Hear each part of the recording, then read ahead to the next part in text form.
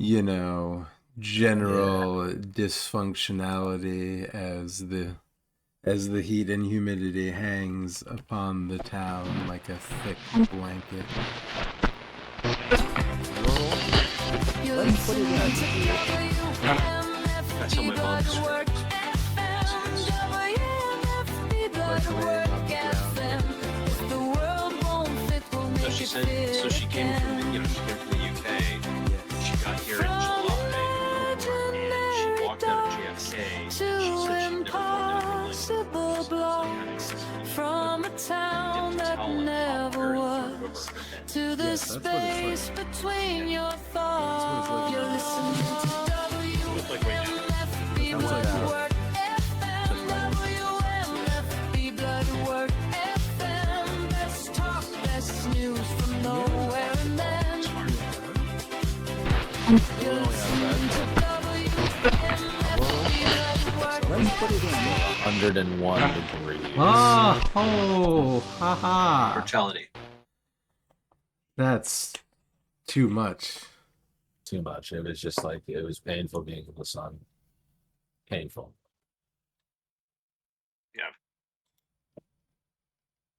My Solaris, my current Solaris game is going well. I'm playing a bunch of like horrible space vampire nomads. Oh, this is your Sabat game? Yeah, this is my Sabat spot game. Stellaris. Sabat Stellaris. My main colony ship is arc ship is called the Sword of Cain. Oh Those are my boy. vampire dudes. Okay. And basically, I fly from. I built these guys so they fly from place to place like those dudes in Independence Day. Ah. But instead of blowing everybody up, they abduct everybody to their arc ship and turn them into more vampires. Oh, so like Skyline. Yeah, more like Skyline. What do they eat? Yeah, what part? I mean, is it the blood? What fluid? The blood. Yeah, the blood. I mean, once they've turned into vampires, all of their population, what do you call them? They get a lot of really good like efficiency bonuses, but at the same time, all of their upkeep costs drop by half. For being nomads? For being immortal vampires. Oh, sure. Yeah. Does anyone like them? What do you mean? Like, do you have allies? Oh no. Well, Just see, you know what's thralls. funny? You know what's funny is I spawned in this area of the galaxy all by myself, and I was blocked off on one end by a bunch of what are these guys? Other nomad raiders, but they're not really nomads. They just kind of live in space. And they're between a bunch of fallen empires, and then these red guys, the Indrithi Galactic Inheritance, and these tiny red guys, the Vendarian Conflagration, who used to be all this whole area until I beat the shit out of them. Oh, congratulations. Yeah, well done. These guys were they're totally gone. These guys were a bunch of like volcano dwelling guys who I had made as a custom empire that they were all about Rock guys? burning the whole galaxy down. That's why they're called the Conflagration. So I stole all of their population off of all of their planets and turned them into vampires. And there's a couple robots left on their home world. Were they- For some reason, I couldn't destroy their empire, so I just kind of left them there, totally neutered. So is this the galaxy, or is this just a part of the galaxy that I'm looking at? This is the whole galaxy right here. Okay. I'm zoomed in right here. Yeah. Right now, I'm taking on the Indrithi Galactic Inheritance. These guys are a custom race that I pulled off of a mod. So somebody else wrote the background for these guys. Rising from an environment full of mega predators, only their devious intelligence and ferocious protective instincts ensured the Indrithi would become the dominant species of their homeworld. Their early civilizations waged brutal wars for dominance of Mind until a single undeniable empire spanned the entire globe. In a galaxy populated by rival empires, their traits and their history are certain to mean the Indrithi will find conflict among their stars early and often. But for most Indrithi, all of this is as it should be, for their ultimate dominance of the universe belongs to the strongest species, and their place in that role is a manifest certainty. Yeah. These guys are fanatic purifiers. Their job is to find any other empire and then start murdering them, and then incorporating their genetic traits into their own. So yeah, I'm busy enslaving these guys now. And some of them I'm enslaving and some of them are turning into vampires. Is your vampirism compatible with all biologies? Yeah, any organic species I can turn into vampires. Basically, I've devastated their homeworld. This was up to 100 before. Now it's at 57. And they used to have something like 8K population here or something, and I stole most of them away. So yeah, it's like Independence Day. I come by and I steal a whole bunch of population and I rip all the resources out of all the planets and stuff with all of my construction ships, and so that, you know, for the next like 20 years, all of their planets produce like 50 or 75% less or some shit. And then I move on.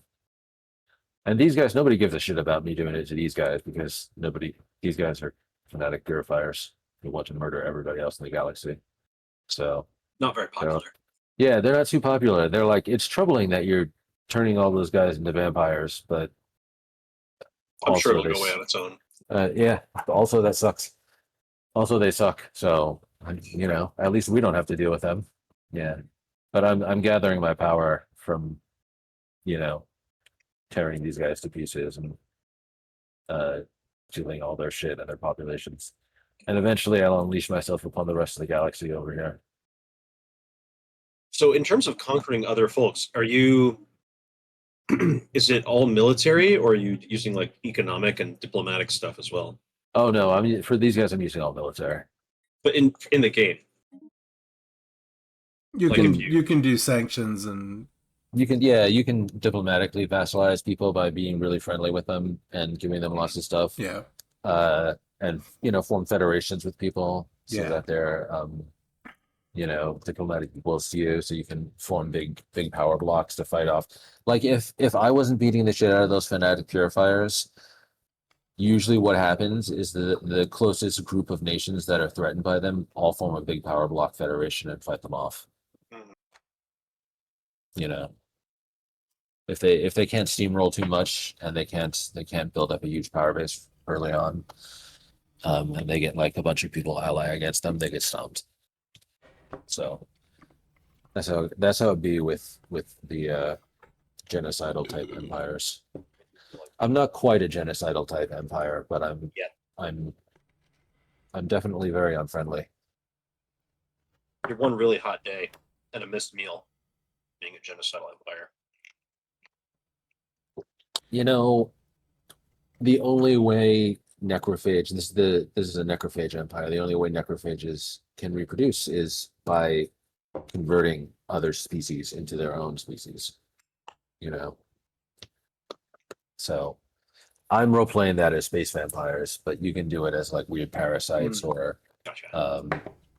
you know, something else. Like I had a different one that I had made up where the portrait is like these cool crystal looking rock guys. Mhm. And I imagined it as like, oh, they plant like crystal parasites in your brain. Melding And plague. yeah, melding plague style, and they convert you into themselves.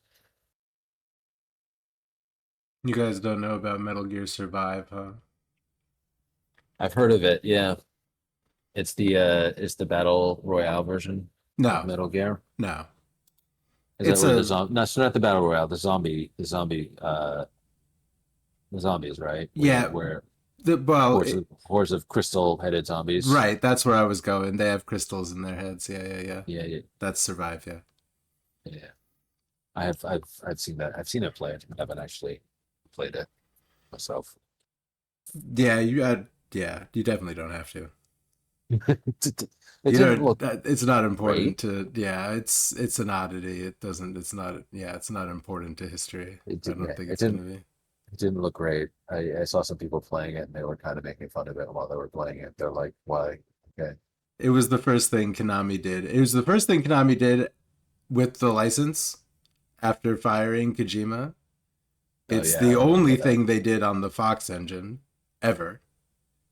And yeah, there's probably a few other things about it that are weird, but it's almost like, yeah, a lot of people think that it, like, they took a lot of his Death Stranding notes that he had left, or things that he had already started developing in their, production house.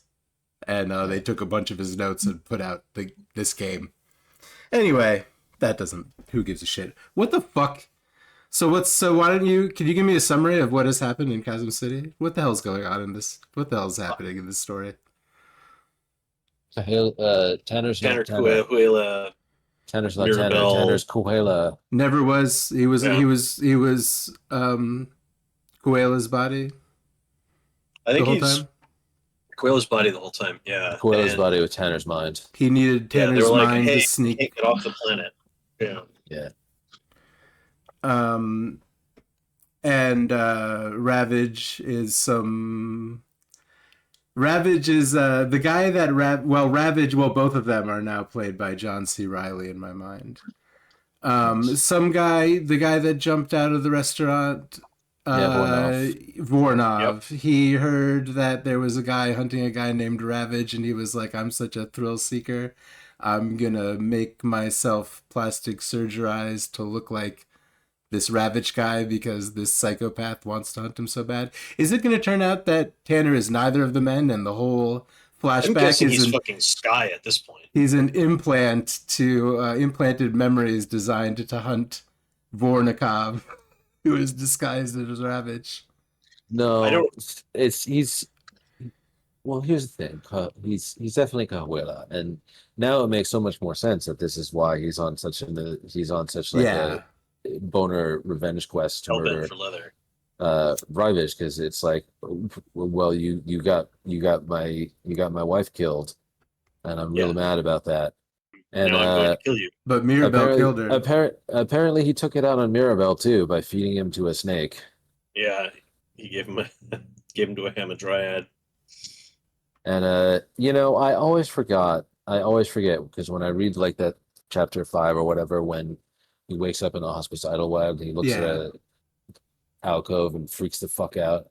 And I always think to myself, I'm like, what the hell is going on there? What is Yeah. happening in this scene? And I forget.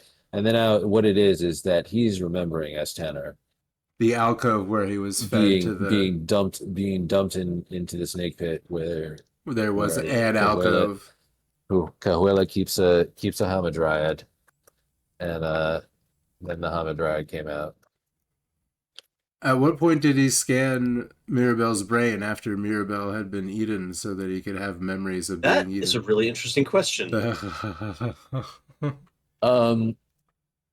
It's really not much of a spoiler. It happens like in the next chapter, chapter okay. 33 or 434. There's another flashback. Tanner did not die from being eaten by the snake. Oh wow. Oh, snake. It was an Space extremely snakes. horrific, terrible experience.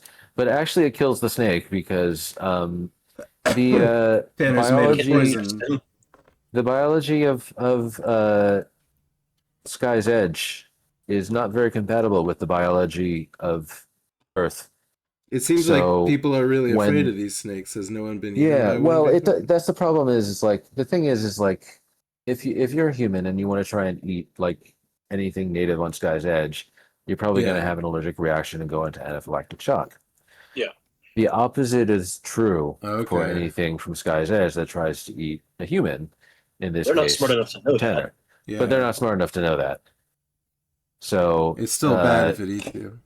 yeah. So Oh, yeah, you don't like it. yeah. So yeah, that happens like in the next chapter. Kohelet I feeds don't like Tanner to his snake, and then has Tanner cut out of the dead snake, and then that's when he scans his brain.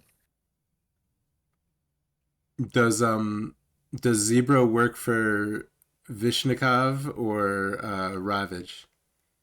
Ravage. Voronov and Zebra both work for Ravage. Okay. Ravage. It Yeah, makes the sex make a lot more sense. I was very confused by that. Yeah, the Arjun Ravich is the mastermind behind all of this because he really is, as far as any like much farther above anybody that we've met in this so far in terms of his power and influence. Like Tanner has been hanging out with these various canopy people who have been hunting him or who have been rescuing him or whatever, but none of them are actual power players for the most part. None of them are people who are like, yes, I own, giant megacorps or, an entire orbital or, my family goes back to the Americano era, which I thought was cool. They talk about the Americano era. There apparently before I remember this now from the what do you call it? From this book and also from a couple of the other Reynolds Inhibitor books. trilogy. Yeah. Yeah. Before people started colonizing space with the light huggers, the Americans, I guess the Americanos, as they called them, with a K, tried colonizing a bunch of planets by sending robot probes with frozen embryos, like clone way to be frozen, raised. like and then the clones were raised by the robots. All of those I love colonies you, cold, failed. unfeeling robot I arm. love you, cold, unfeeling robot arm. Yeah, It worked for the invaders. Come on, man! It worked for the Urkins. Yeah, it worked for the Urkins. Yeah, they're fine. They've got a giant space empire. What could be going wrong with them? And they love snacks. Mhm. A love of snacks is a good culture. Yeah, that's that's That's the metric. one of the signs of a successful civilization. Civilization is snacks. And tall people. Yeah.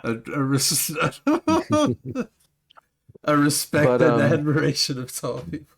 Yeah, exactly. Tall people. I appreciate how I'm just going to keep calling him Tanner for now, or Maribel or whatever. I appreciated how he was. He didn't feel, he wasn't like, this is bullshit when he started getting hunted, which I appreciated because the hypocrisy would have been kind of annoying. Sure. For him to be like, yeah, well, I'm hunting someone, but you shouldn't hunt me. He's just like, no, fair play. I get lots of people are being hunted around here, and it's okay. Yeah. He's like, it's more like, wow, okay, I wasn't expecting this in Epsilon Eridani of all places, but okay. Yeah. I've actually kind of done this before. He does sort of shake off the like. He's kind of like, well, most of these people think they're hunting terrible criminals, so I guess it's okay. Yeah. Which is a little questionable, Mirabel. It's a little, but you know what? But this is a guy that hunts and kills people anyway. Yeah, and as you realize that he is not actually Tanner Mirabel, but he is in fact Cahuela, and that. Yeah, we've been sort of. He is a war criminal.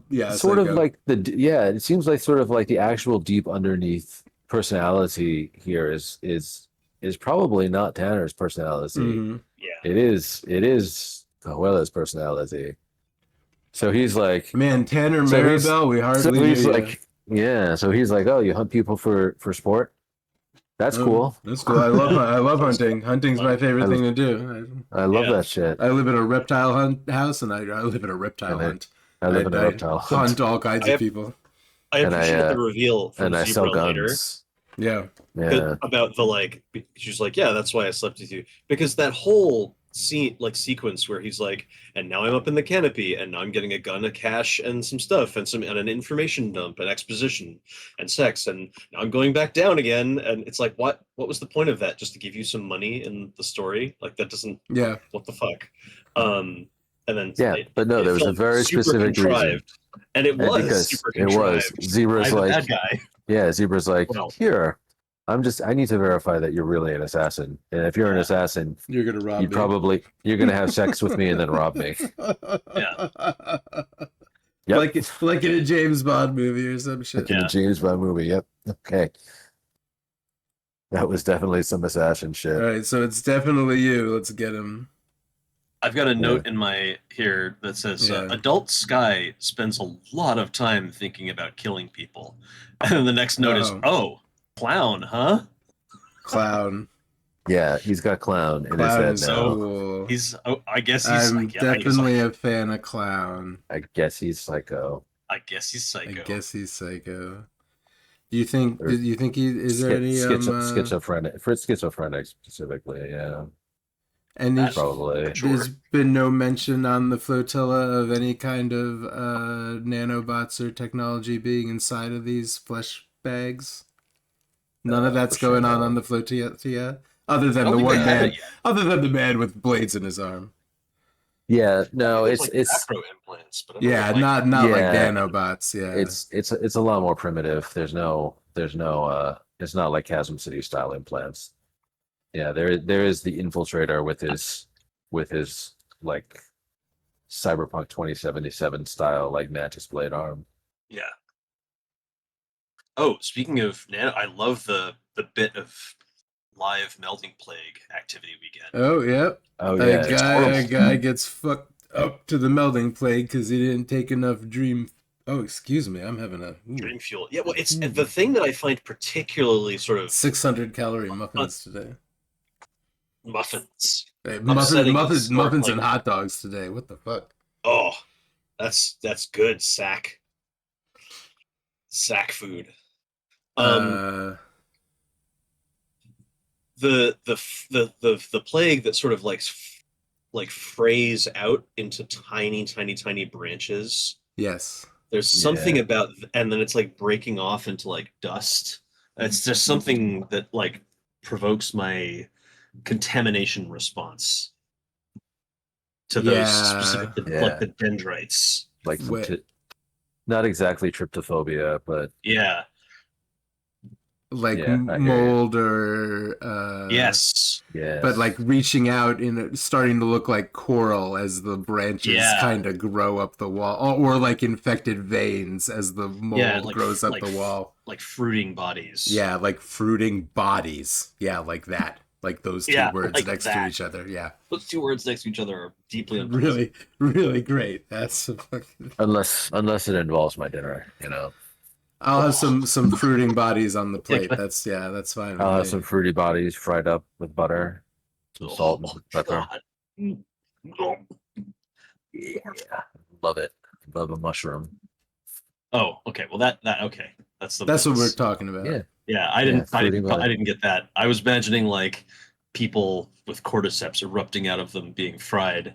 I'm thinking more like, you know, like shiitake and bread. It is what you refer to mushrooms. That's very different. That's very different, and that is delicious instead of terrible. Buttons. Yeah. Anyway,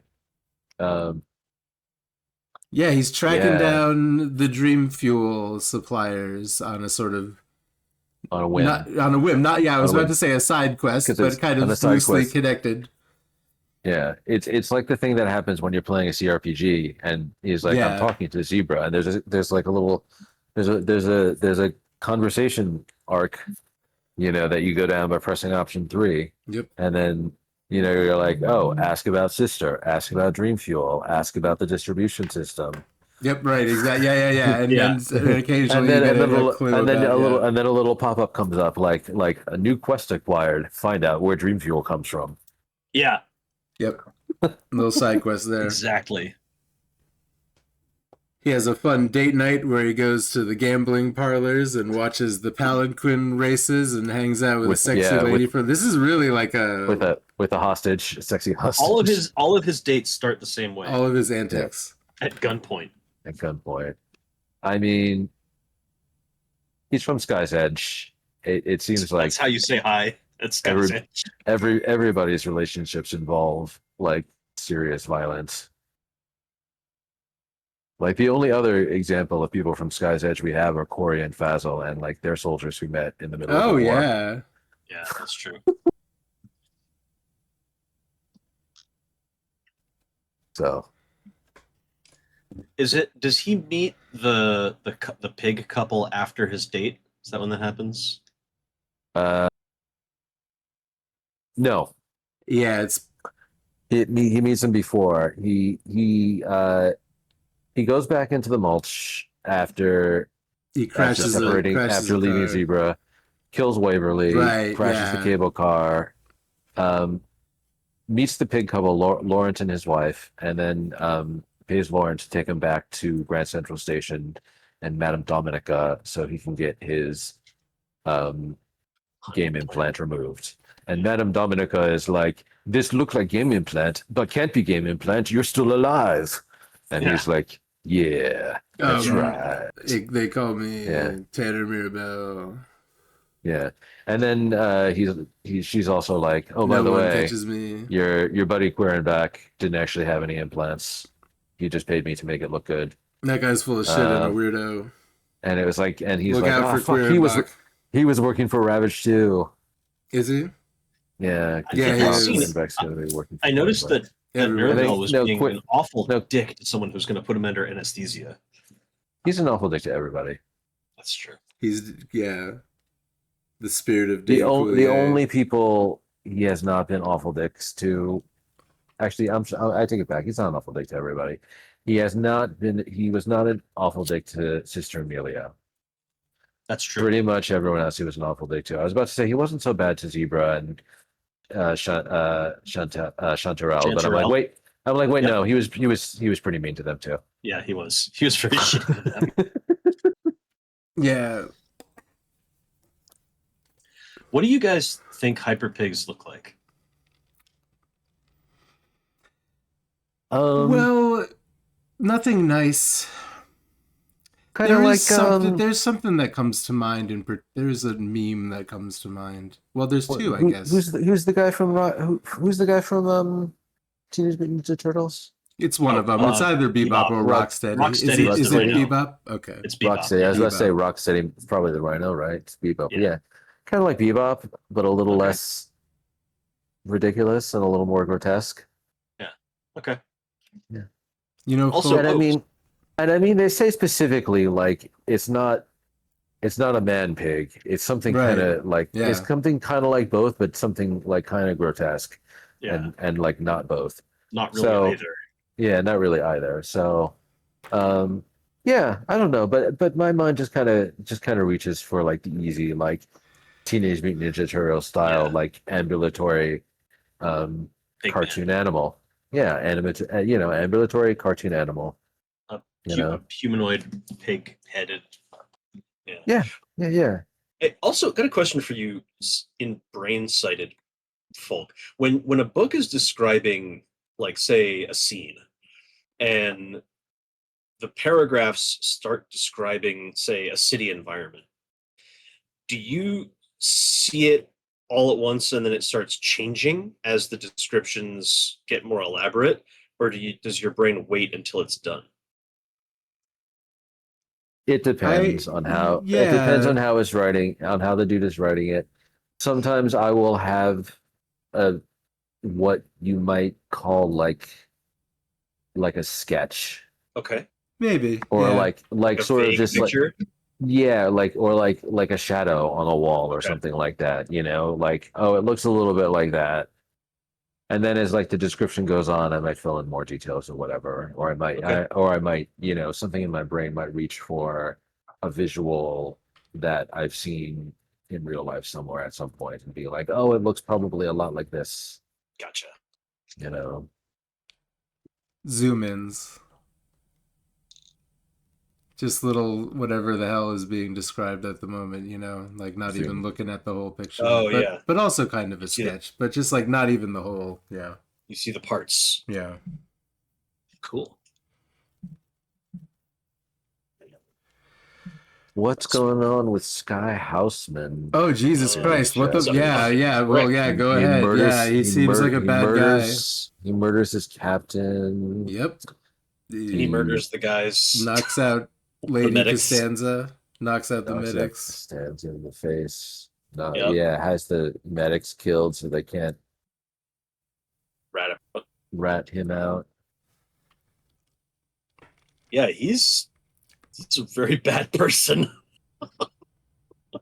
I think I can say that pretty unequivocally. He's Yeah.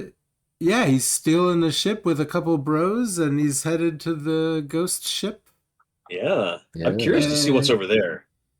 He's also making plans to perhaps jettison some cargo or parts of the ship so they can slow down before everyone expects them to. And You have to throw away therefore, so much stuff. yeah, their ship's full These Yeah. ships have got to be of so heavy. Yeah. So their yeah, ship. basically it's like their ships are millions and millions of tons. I think they said that somewhere near the beginning of the book. Mhm. And when this is what they call in rocketry the rocket equation, or the delta V Delta equation. V. Yeah. For every pound of payload, you need a consequently larger amount of fuel. And that applies when you're speeding up and when you're slowing down. It's all acceleration one way or another. Mhm. Deceleration is still acceleration when it comes down Yeah, to just in the other physics. direction. Exactly. It's just in the opposite direction.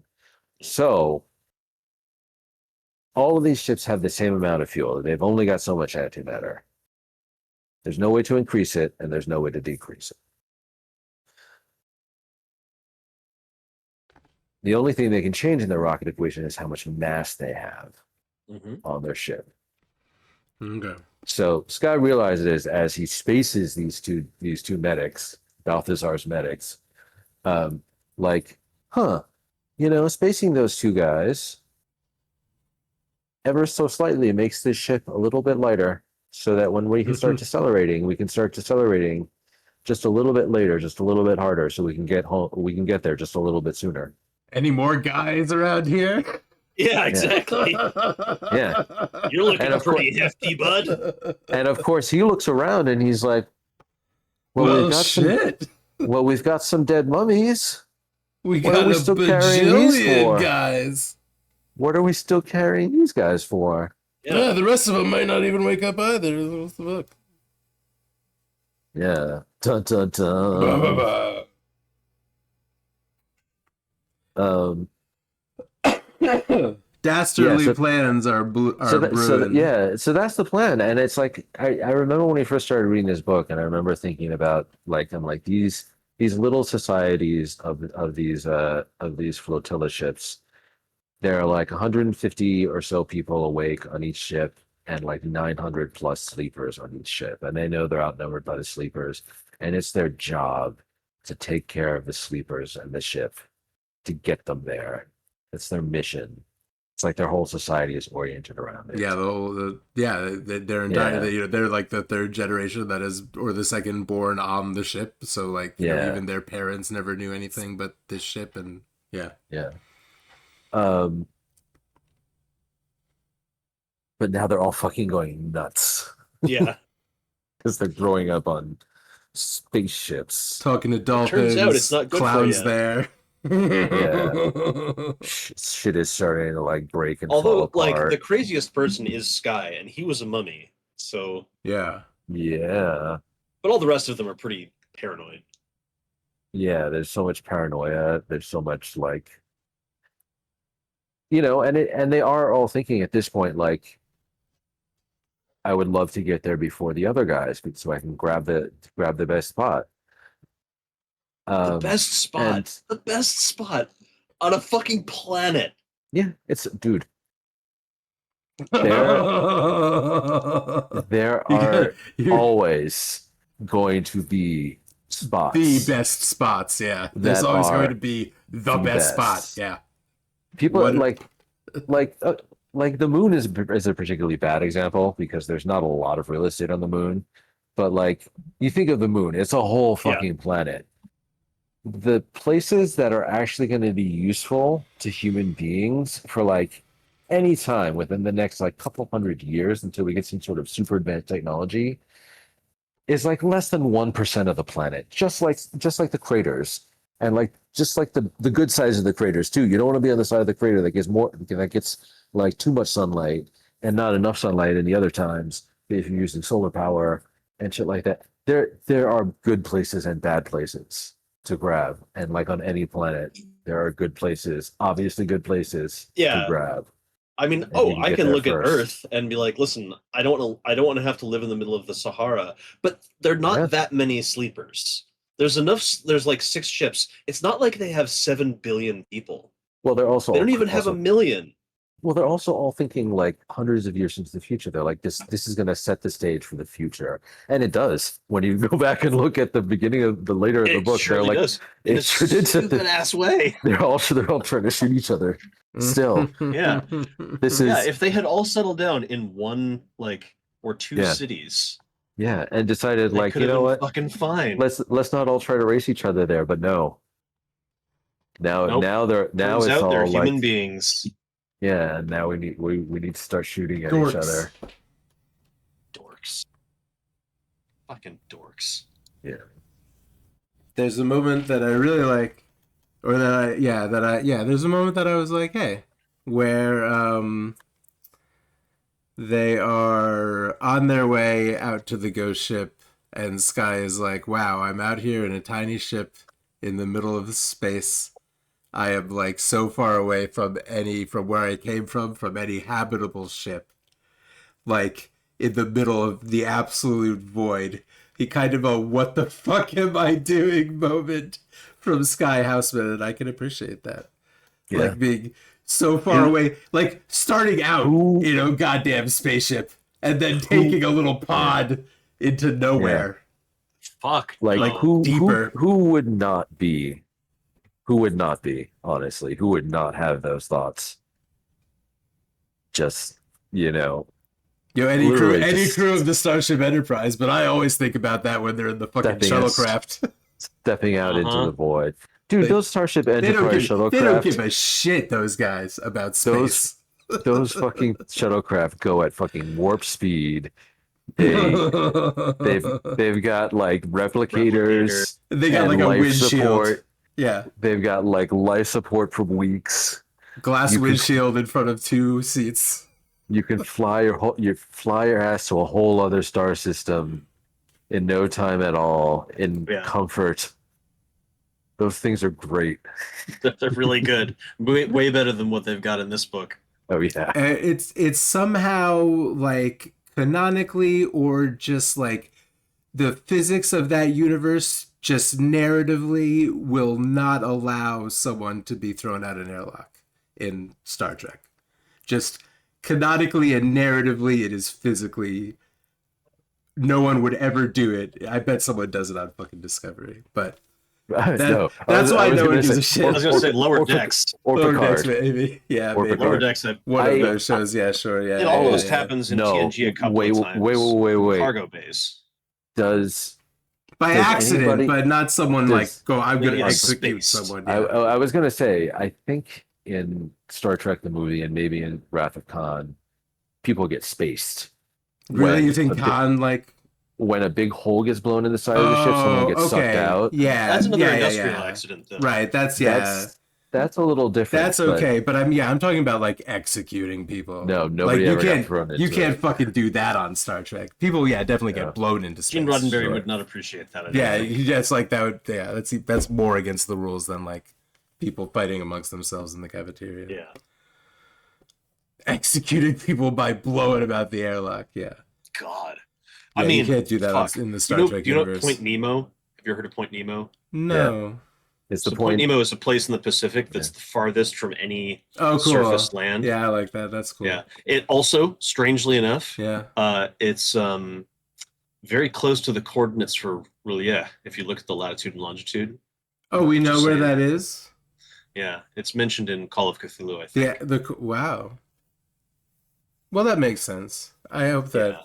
Well, I mean, I don't know. I guess I It's don't. not exactly Point Nemo. It's just I pretty guess close. I guess I don't know what I hope for the world anymore, but But I think of Point Nemo, or you're talking about like the space thing, being the as sky. far away as I can fucking be It gives from me anything. chills to imagine. And there's something down here, and we're about to see something. Just being that far from land. My I dad don't told me it particularly like exists. being out on the ocean as it is, but like, God, yeah. Okay, I asked the AI, and of Good. course, the first thing it Okay. came up with was fucking Discovery. Yes, somebody gets thrown out of an airlock in what? Discovery. Of course. Captain Sorrow orders Hmm. Paul Stamets blown out of the airlock during the Captain Emerald Chain's takeover of Captain Discovery. What? I don't even know who the fuck this is. Yeah. Captain Paul Stamets? well, yeah, Oh, I told not you the about this the mushroom last guy. time. Yeah, yeah, I mean, yeah. yes, the mushroom guy, but not the real mushroom guy. Yeah, but he does mushrooms on Yeah. the TV show. Hey, But- my but the- internet is mushrooms- being real but- fucky. I'm gonna change But my apparently Wi-Fi. apparently the guy who gets thrown out of the airlock survives, and he comes back. And he's fine. Yeah, I recall something. Yeah, I recall it. Yeah. All right. Well, he comes back. I'm actually going to step away for a second too. I'll stop Okay. recording or whatever. Cool. Be right back. Man, do it. Maybe I'll get a drink. Cool. It's to spacing somebody in Star Trek Yeah. is that it's probably much less deadly or dangerous because you can put a force field around somebody really fast Yeah. and transport people really fast back inside.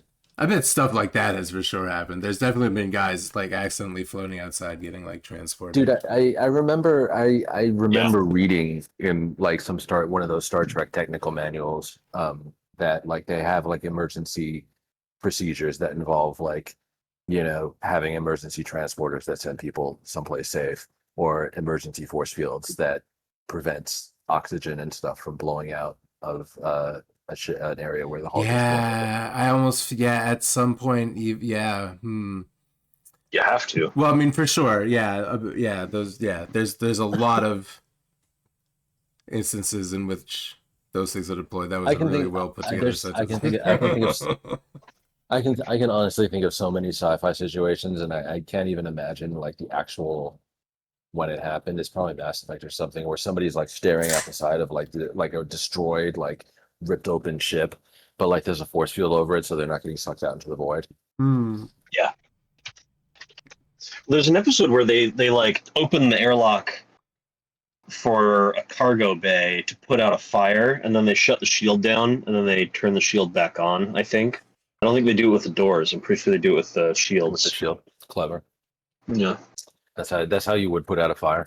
And I was gonna say it's a waste of air, but maybe they don't care. Maybe putting out the fire is more important. They can probably. I mean, if they can materialize Earl Grey, can they they can materialize replicate air? Can they just pump I'm sure. Yeah, but oxygen it's like, replicators? Yeah, I mean, yeah, that's probably so, less so of a is the concern for Star air Trek made out of guys. people's piss? The air you think that's air you're breathing now?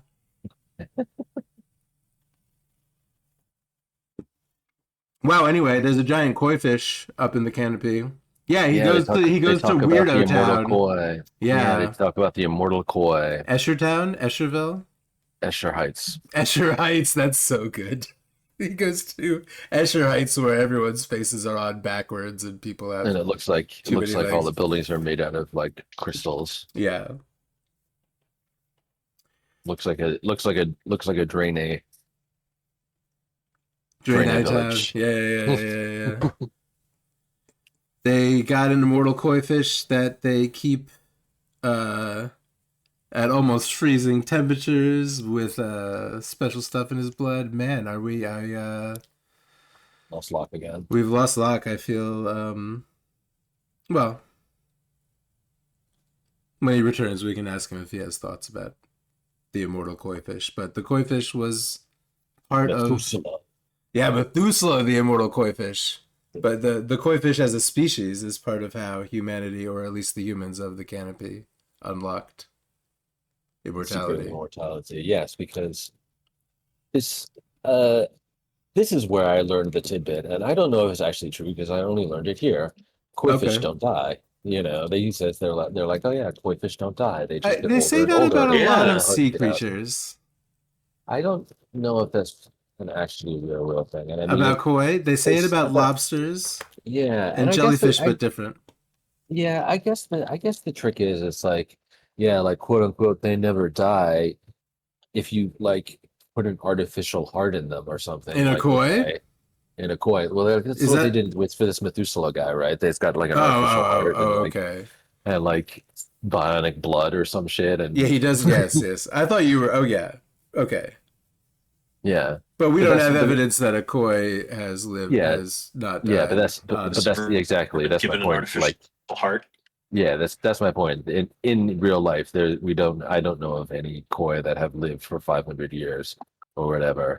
Like they can get pretty old. They can get up to 100, 200, I think, and there's documented ones of like 200. But like they get pretty sick and old most of the time.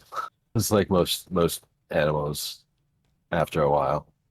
Um, It's really too bad. just because they can live a long time doesn't mean they're any more like durable. You reckon Really. lobsters are different because they're bugs. You reckon bugs can live forever? Most bugs don't live very long at all. Lobsters, I don't know. That's the whenever I don't know why where I see like animal facts or whatever. But many times I have seen like a fact of, lobsters, by the way. Uh they don't die either. I don't know. I don't know where I see or get my information from. I just absorb half sentences and ideas all day long. Um,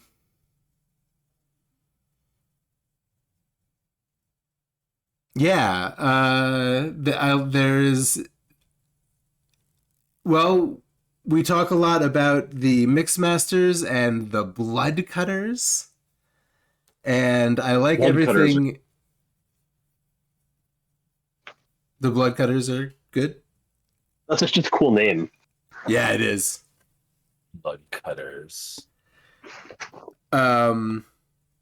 Yeah, but I like the DNA timer and how it works. Yeah, that's a neat idea.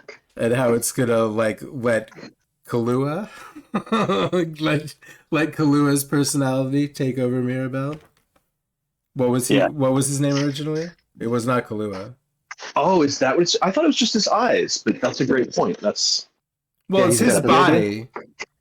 So it's It's- his mind returning to his own body. Yeah. Right? With the DNA thing. The Oh, I didn't RNA. catch that. I thought it was just. I thought the eyes. His eyes. Well, were the eyes are part of it, yeah. The eyes are part of it. Maybe I have to read it one more time. But I could have what misunderstood. From what I thought happened was Cahuela went and he got the Vin Diesel Riddick eyes, right? He got Yeah, he got that cat eye eyes. shine. He got eye Yeah. shine. He got tapetum lucidum. Yeah. It's the same stuff that dogs and cats have on the back of their retinas. It's like a reflective layer on your retina. Really good for seeing at night. Makes your eyes shine in the dark, all creepy like. Yeah. Scary cat eyes. So I guess what happened was when Cahuela disguised himself as Tanner to get off world, the blood cutter that disguised him also had to like prevent his eyes from showing up From looking like that. or from looking like that. So he did something to hide the eyes, to hide the eye shine. And after he woke up from reefer sleep, it started breaking down. And That makes so much more sense. I and thought they gave him the eye shine. night vision. No, his night vision started And then it coming was back at breaking that down. point. No, because if now when you think about this now and you go back and you look, there's a couple places where he's standing around in the dark and people react to him Yeah. as if he can, Yeah. as if it's really dark, but he can see just fine. Oh, yeah. He notices it with the pigs. With the really obviously, Laurent and his wife have to look at him through night vision goggles to see him, and he doesn't have to. And they're like, "What's wrong with your eyes?" But the Yeah. same thing is happening to him when he was being hunted. When he goes into the building should have been pitch black, but he sees just fine. Yeah. And he says he's like, "Oh, I see." It's like almost like a light starts to come on, and he sees the pigs come out. But it's like if you look at that passage again, the pigs don't actually see him. Yeah. The pigs hear him and smell him, and they're reacting to him, but they can't actually see him, which is why like he can like sort of kick them and grab the thing. I The picked way up that they're he could see. reacting. Yeah.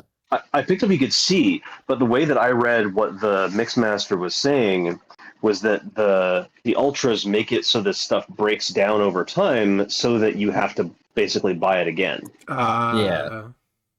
And I thought he was saying. That's what's happening to you. It's breaking down. You do have it now, and you have always had it since you got it. But now it's breaking down, and you are going to lose it. Oh. But I'm not saying I'm right. That's just what I thought it said. No, No, I but that's understand I understand your interpretation. Yeah, no. That is true too. But that's also part of like, I think that's like what part of what was done to his eyes by the blood cutter on The purpose explanation of how the timer works. Yeah. to like hide the tapetum lucidum, and eventually break it down faster. But it's not working right. That's what the Mixmaster's saying too. Like whatever this blood cutter was doing to try and like mess with your eyes, it isn't working right. It's just they just fucked around with it, man. Even the Mixmaster is very arrogant. He's like, this is a bad product, and you fucked around with it a bunch, so it's even worse.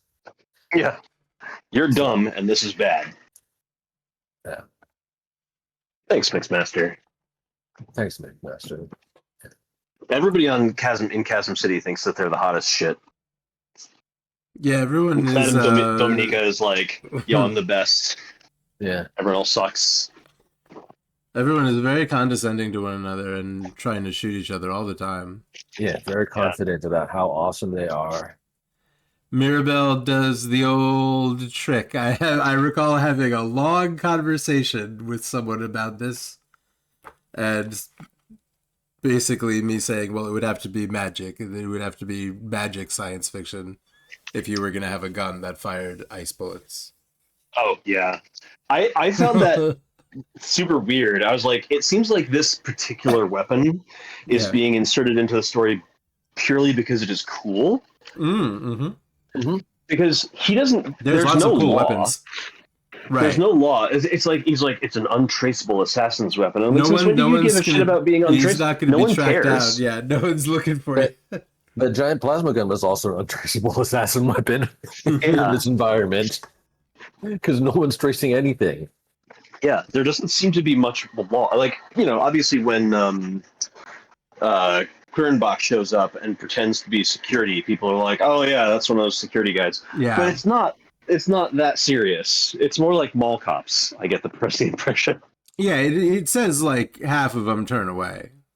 Yeah. But, whatever. Not even mall cops. I get the idea that in a society and environment like this, there's probably like private security forces hired to like hold down certain areas. So like the burp claims. Sure. Yeah, exactly. And there isn't much in the way of like actual law. The Demarcus in the first place didn't really have much in the way of actual law. Yeah. Even before the plague. Like their whole society was based around radical freedom. Yeah. That like literally like as long as you're not hurting anybody else, you can do whatever the hell you want. Yeah. And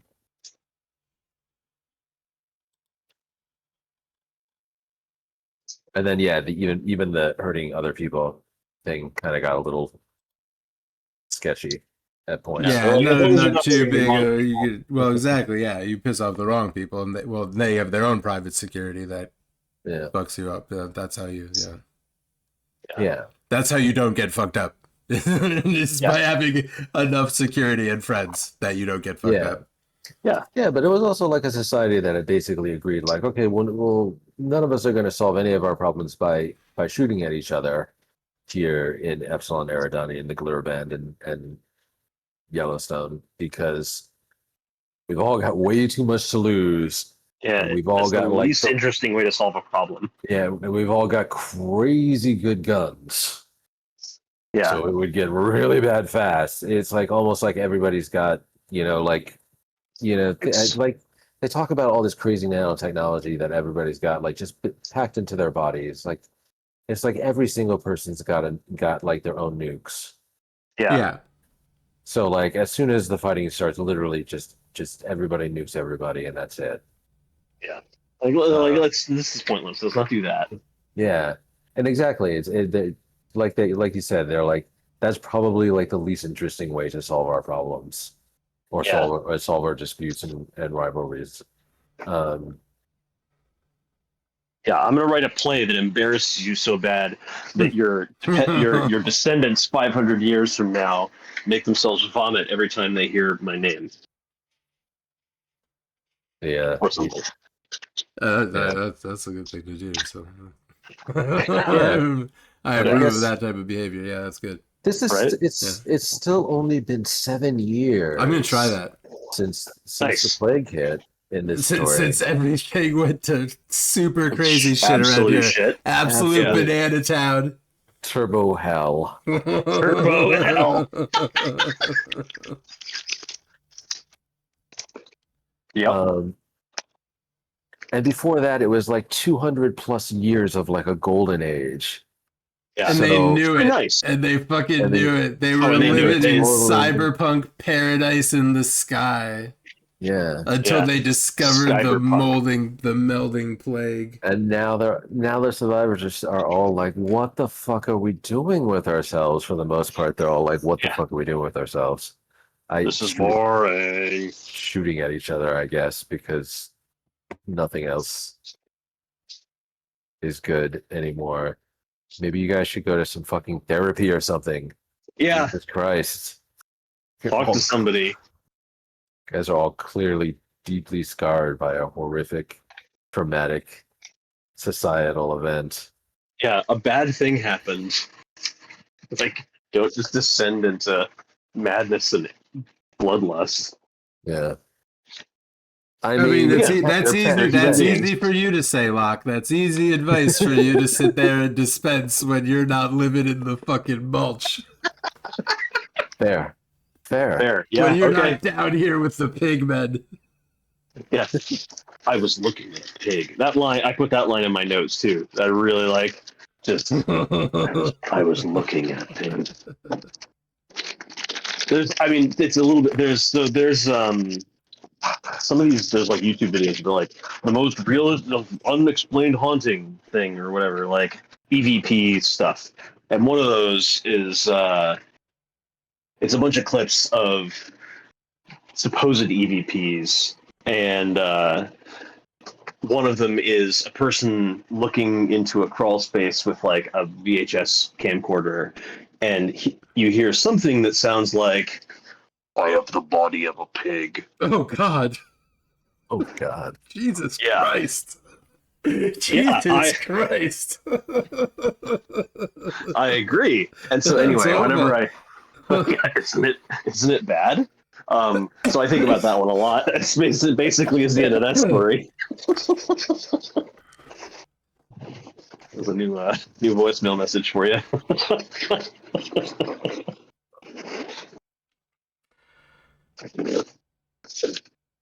Wow. Yeah. The end. What else? What else goes on in this reading? That I'm sure so many interesting little ideas we didn't even talk about, because there are times in this book where it just feels like he's hit you with five completely different ideas. Oh, yeah. In one page. So why is there a shrine to the 80? I understand that it was a big deal and that Calvin was important, but was it just basically like a political blowjob for Calvin that they made this monument? Well, or is it a fuck you to Calvin? Is it like, here we remember those that Calvin slew with his madness? You know, I'm not quite clear little, how they feel about it. Yeah. I think it was a little bit of that. In Revelation's place, they actually go to the monument, right? Yeah. They have Corey talks about how like there's all these spaces, there's places where family members would go to like, you know, like basically like treat it like their tomb, like leave flowers behind and leave monuments behind, burn candles, whatever. So that's what it was, and like I don't know. Wait a minute. This is like before the melding plague. This was like a deathless society. Yeah. When you think about it. Yeah. Well, was this a I can't remember. Is this is Canadian? Is this the Canadian Yeah. and China Yeah, culture? Because Cantonese and French Quebec. I don't know a whole lot about uh, ancestor worship practices or veneration practices, but I know that there are a lot of them in various Asian countries. So is Yeah. there maybe some of that going on here? Yeah, perhaps. Yeah, that would make Um, some sense to me. yeah, it may be some of that, and like I said, just like you know, I think like the whole cultural thing of like I think I said it back when we were doing Revelation Space too, like immortality is such a big fucking deal, and it's so true in Oh, I this. would It's love to like have some. these guys they're immortal, quote unquote immortal, but Yeah. like it's a big fucking deal. Yeah. You know, you have it, you don't have it. You don't have it, it sucks. Fuck you. You got it. You're the best. Everybody else can go suck your dick. Yeah. That's what it's like, Pretty man. much. See the scaleless ass vibes. Yeah. Yeah. And oh my god, I don't even remember where I was going with this. Being immortal, the 80, there's a monument to them. We love them. Yeah. Goodbye. Yeah, it was like They these gave guys up their died. immortality in a mad Yeah. science. And a mad Calvin, science experiment going. that goddamn Calvin Sylvester couldn't stop Yeah. digging around in people's brains. Well, and now too, because it's like now too, they have non-destructive scanning. And it's Yeah. like presumably this was like the result of more and more research and work done after the scanning of the original 80. So Yeah. now this is like their true immortality, decorporalization, alpha simulation is like, Yeah. oh, it doesn't matter if my body dies in an accident or like, something happens, I'm backed up more than one place. Like someone Yeah. would have to come and like Nova bomb Epsilon Eridani, and Yeah. that doesn't seem all that, that doesn't seem all that fucking likely. And if we do see something coming, technically it's still an interstellar society. You can load up the alphas and fly somewhere else. Yeah. So that's the It'll real take a lot of space. immortality. That's the real that is the real immortality. Is the alpha level simulation, is a mental simulation of you that can grow and learn, that can have new experiences and make new neural pathways and become its own person, basically. Yeah. She thinks of her like an older sister who Yeah, knows there we everything go. about her. Yeah. Yeah, Weird. Chantarelle, Yeah. who is Mushroom girl. More one of the mushroom talk. yeah, one of the hunters, who is one of the gamers, who is she talks about, yeah, I get backed up every few months. Yeah, me too, You know, man. fly up to the space station in high orbit away from the plague and get your mind scanned.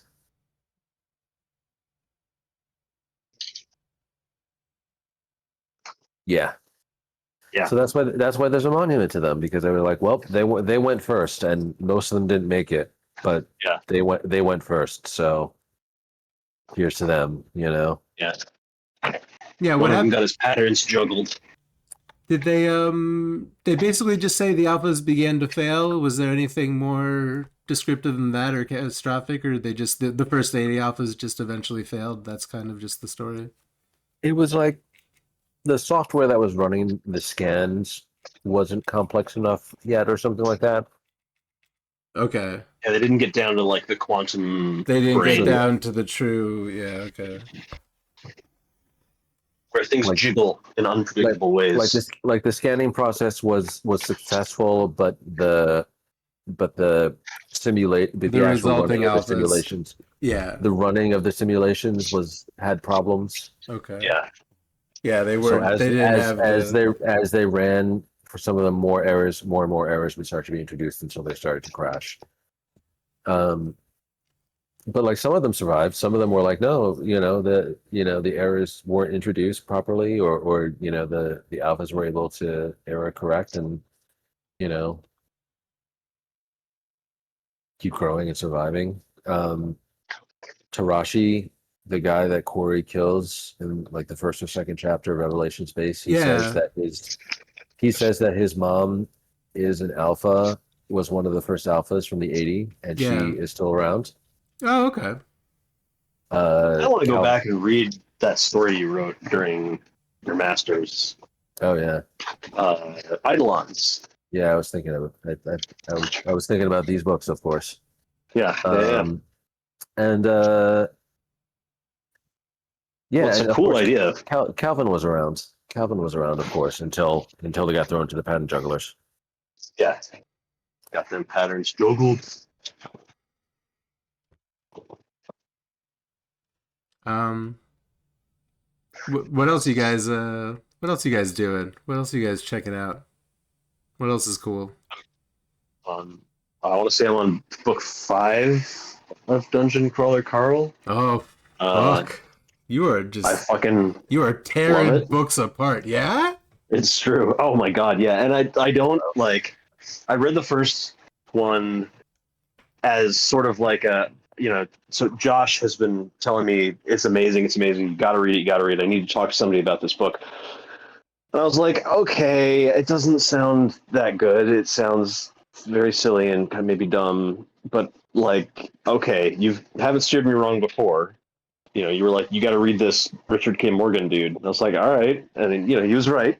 All right, cool. Who's that? And, I like Richard K. Morgan. He did Altered Carbon and Market Forces and stuff. And like, even something that you don't enjoy that much, talking about it with a friend and sharing in friendship is cool. Yeah, man. And so I was like, fucking A, let me check this thing out. And I was just devoured by it. It's not like it's not erudite. It's not prose that's like literary complexity and deep allegory and metaphor, but the characters are very compelling. It is really fun, and it's this really weird mix of absurdism and horrible realism. It's basically like, so what if aliens turned the world, killed most of humanity, and made the rest of humanity into an MMO with actual powers and Dungeons and Dragons spells and abilities and stuff? Okay. And made you go through dungeons, or you would die, but you can really die. And people love each other and don't want each other to die, but do. And there's a cat. And there's the cat, Princess Donut Queen Anne Chunk. Yeah. Who is fucking cool. Yeah, that sounds like the part I'm interested in. Yeah. Oh, she's great. She's fucking great. Yeah. I don't want to spoil anything about it. Anyway, it's really fun. That sounds cool, because really any good science fiction or fantasy, of course, has to be. It's about the human condition. It has to be rooted in the people, Yeah. And I think it was worth talking about to bring it back to our books, like that we've been reading in our book club, the Revelation Space and Chasm City. Like Revelation Space, I've often said was like, it's a good book because of the ideas, but the characters do drag it down a little bit, because the characters are a little flat and talk like James Bond characters. Yeah. And right. They don't have a ton of emotional depth, but they do have like James Bond villains. But they do have some relationships. Yeah, a little bit. Sure. They are motivated, like Corey is motivated by like her love for her husband, even if it's not something, even if it's something that's sort of like told to you rather than shown to you. Sure, yeah. I do think we can leave it behind. I think that one of the things that's very interesting about Dungeon Crawler Carl is that it really explores what gaining non-human abilities would do to your cognition, I think. Okay. It's like, okay, you can suddenly kick a hole in a tank. How does that change who you are? All right. and how you perceive yourself. And in many cases, I think the people who are experiencing things, they do not notice themselves changing until much later, and that's very real. So it's very cool. Yeah, that's a good one too. There's that shows up Yeah. in I think in a lot of good like Word deconstructions comes to mind. of Conjoiners. Yeah, I was gonna say of it's gonna be in this deconstruction series. of genre fiction. Yeah. Invincible springs to mind because that was like the last sort of like superhero deconstructed kind of thing that I've paid attention Speaking to. of comics, I've been reading. I was having a conversation with one of the AIs about like, what media might I enjoy? I like this and this and this and this, and it was like, well, you might like Marvel Zombies. It's written by Kirkman, and it's an interesting premise on zombies. And I was like, I don't know, convince me. And it was like, well, the characters do not lose their personalities or cognition. They just become undead, and they gain a terrible Bloodlust hunger for brains. Yeah, flesh. They must eat living flesh. Cool. Right? Okay. But they don't like to. They don't want to. Oh. No. I mean, they do. They want to very, very badly. But they're also horrified by that. It's more like a drug addiction than it is. Oh, it's like vampires. So anyway, yeah. Like, and so... this the horror, horrible, the hunger, the hunger that hunger. gnaws at me, the beast. No. They do not chew the scenery. They basically they rationalize things very quickly. And while they're hungry, and then when they're not hungry, they stop and they're like, "Fuck! I just ate my mom," or whatever. Wait, so have you read some of this? Yeah, I read about half of it. I am. How much is half of it? I don't know. It's like your standard graphic novel compilation of comic books. I don't know. I don't know what standard means, man. Sometimes these are yeah. Okay. Well, I mean, you might be talking about volume. I thought there was like a lot of Marvel Zombies that has come out over the years. It's. And also, comic books, as I've said before, comic books are impossible. Like, it might be like the second series might have another title, Marvel Zombies Apocalypse, and then this contains Marvel Zombies 1 through 5. Okay. Marvel Zombies 2 1 through 5, and Marvel Zombies Dead Days #1. So it is 11 comics. For all I know, that might be the whole thing. I honestly have no idea how much of that they did, but. Well, cool. I'm not impressed so far. You're not impressed? After all that, wow. After all that. It kind of sounded like there were some cool ideas there. Some of that sounded quite terrible. The AI told me. Oh. Yeah. The AI was very convincing. Did they eat Galactus yet? No, they're working on it. Okay. Yeah, he shows up pretty quick. And they're excited because there's a lot of meat. Just a giant space zombie. Yeah. A lot of meat. Yeah, he's not infected yet, which is maybe good. Except that he does exactly what they do. No, it's eat very flesh. Yeah, eat flesh. Eat more. That's what I'm saying. How would you tell the difference between zombie Galactus and regular Galactus? Exactly. He just does the same stuff. No, it's they all talk like the comic book one-liner quips. Oh, sure. Okay. Yeah. He's Spider-Man around doing Spider-Man quips. Yeah. They talk like, very basic comic book characters, and it's if they would do a little bit more with it, I'd be impressed. If they would take their situations.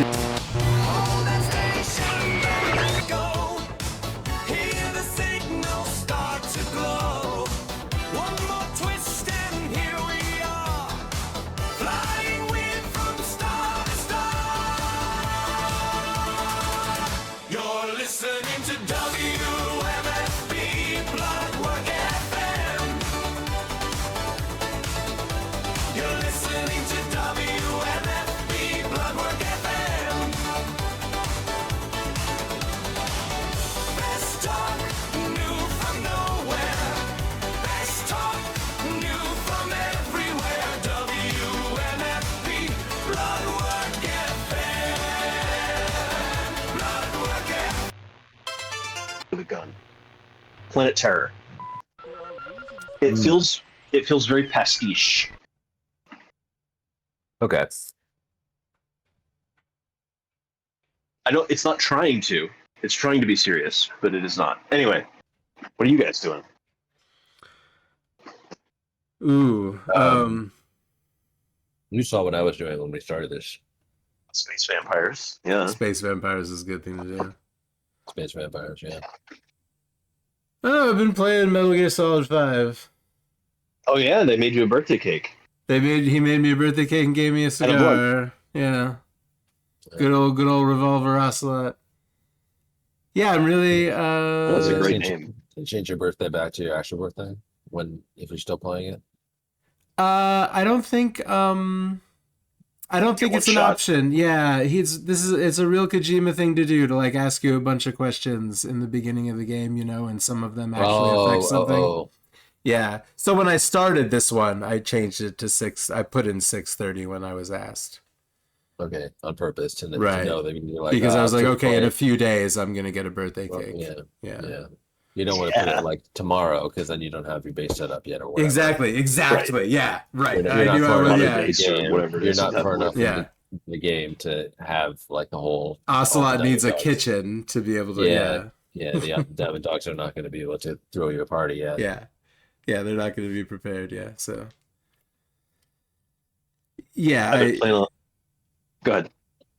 I like Hideo Kojima, and I can't believe this was the only thing he got to make with this engine. But he turned around and made the exact Decima, the Death Stranding engine, is just the exact same thing. Like, this is really a trilogy, and I'm going to talk so much about it at some point. The fact, like, I have so much to say about the fucking Fulton device.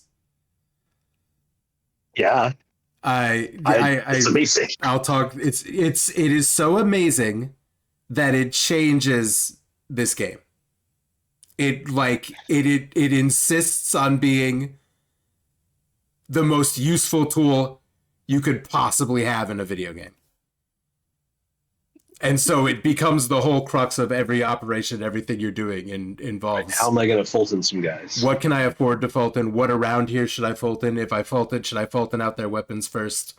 Like, can I what can I get rid? What can I just take off the board completely and then probably use myself? And it becomes the whole game, and it's insane. Because I was going to say, you get to keep everything you Fulton, right? Oh yeah. You take the men back to Mother Base and you feed them hamburgers and show them, Friday the 13th.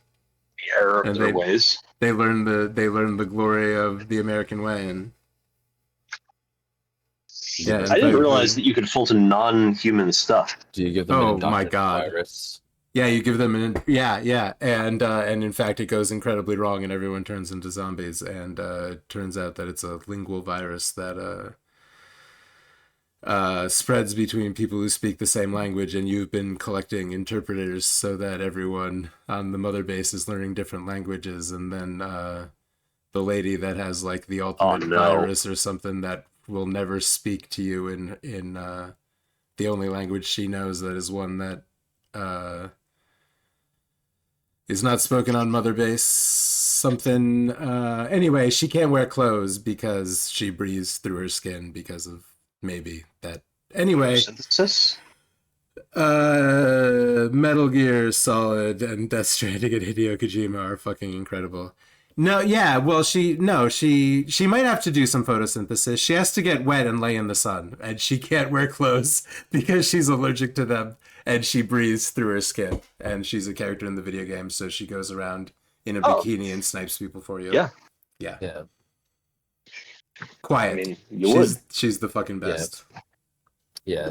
Kojima couldn't just say he wanted to have a girl with a bikini and a sniper rifle in the game. He's like, no, she has to breathe through her skin. She can't. There's a reason for it. She can't wear clothes. Apparently, there's somebody else with the exact same condition who wears a shirt, so they're fine.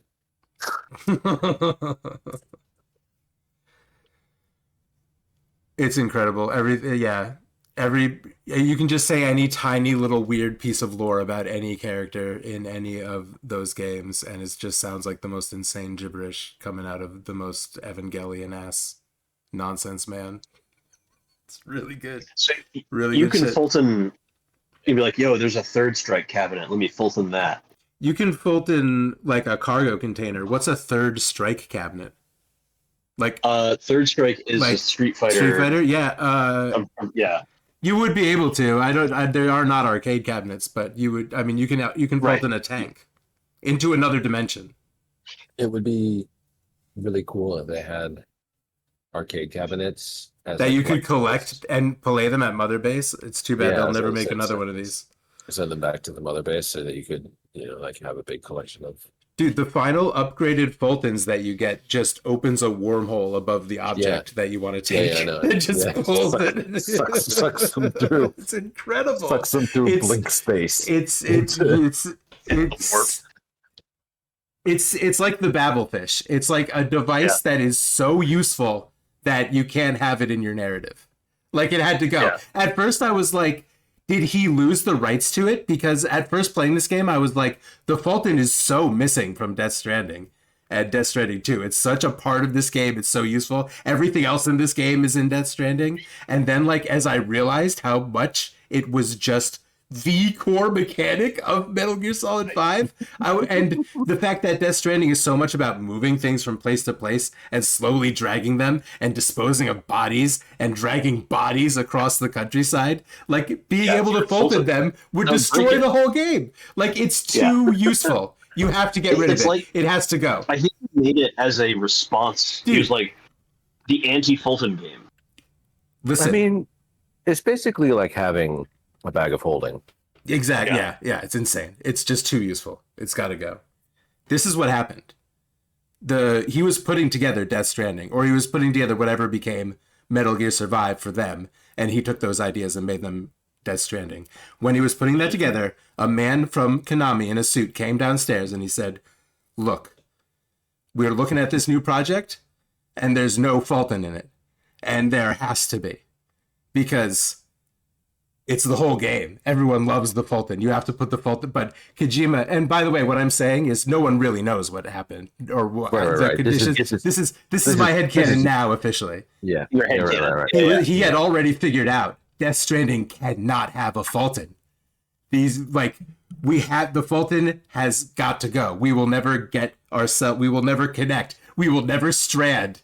We will never come together if we're just Fultoning everything we need into the sky. We have to. It has to stop. Too much. So they fired Somebody's him, gotta carry it on their back. and they fired him for saying it, and he had to write a whole new engine and a whole series of God. games about how you have to carry a fucking baby to California to invent the internet again. I'm in love with this shit. I'm in love with his shit. Oh my god. Death Stranding 2 is insane anime. No, but it's true. It just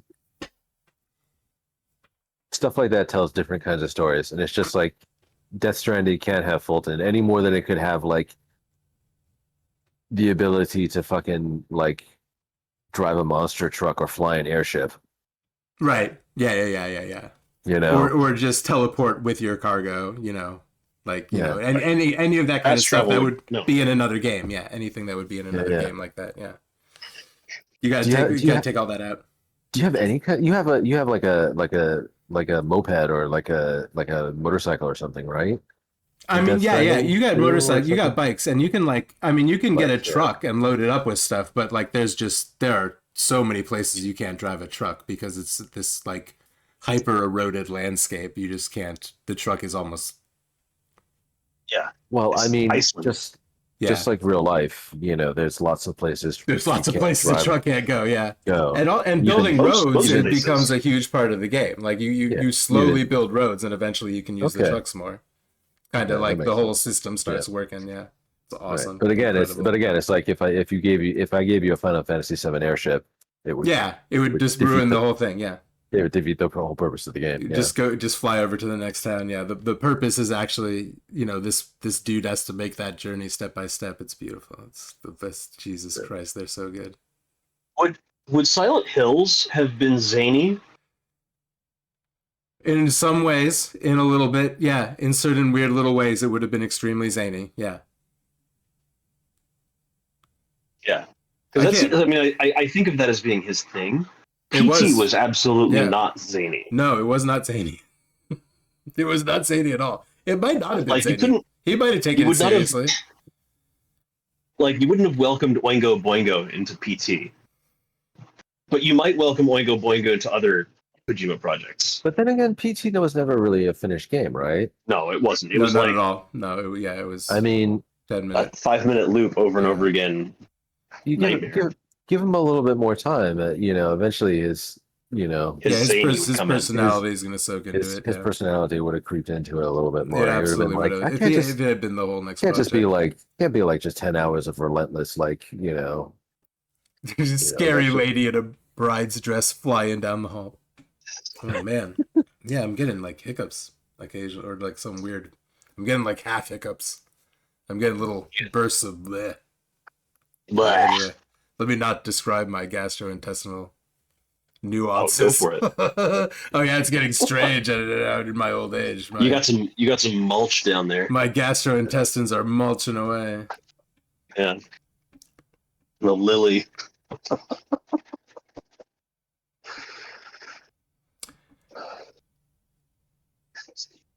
Yeah. Anyway, yeah. Anyway, yeah. Well, yeah. Thanks, guys. end. Chasm City. That's up to chapter 32 now. We got the big reveal. Yeah.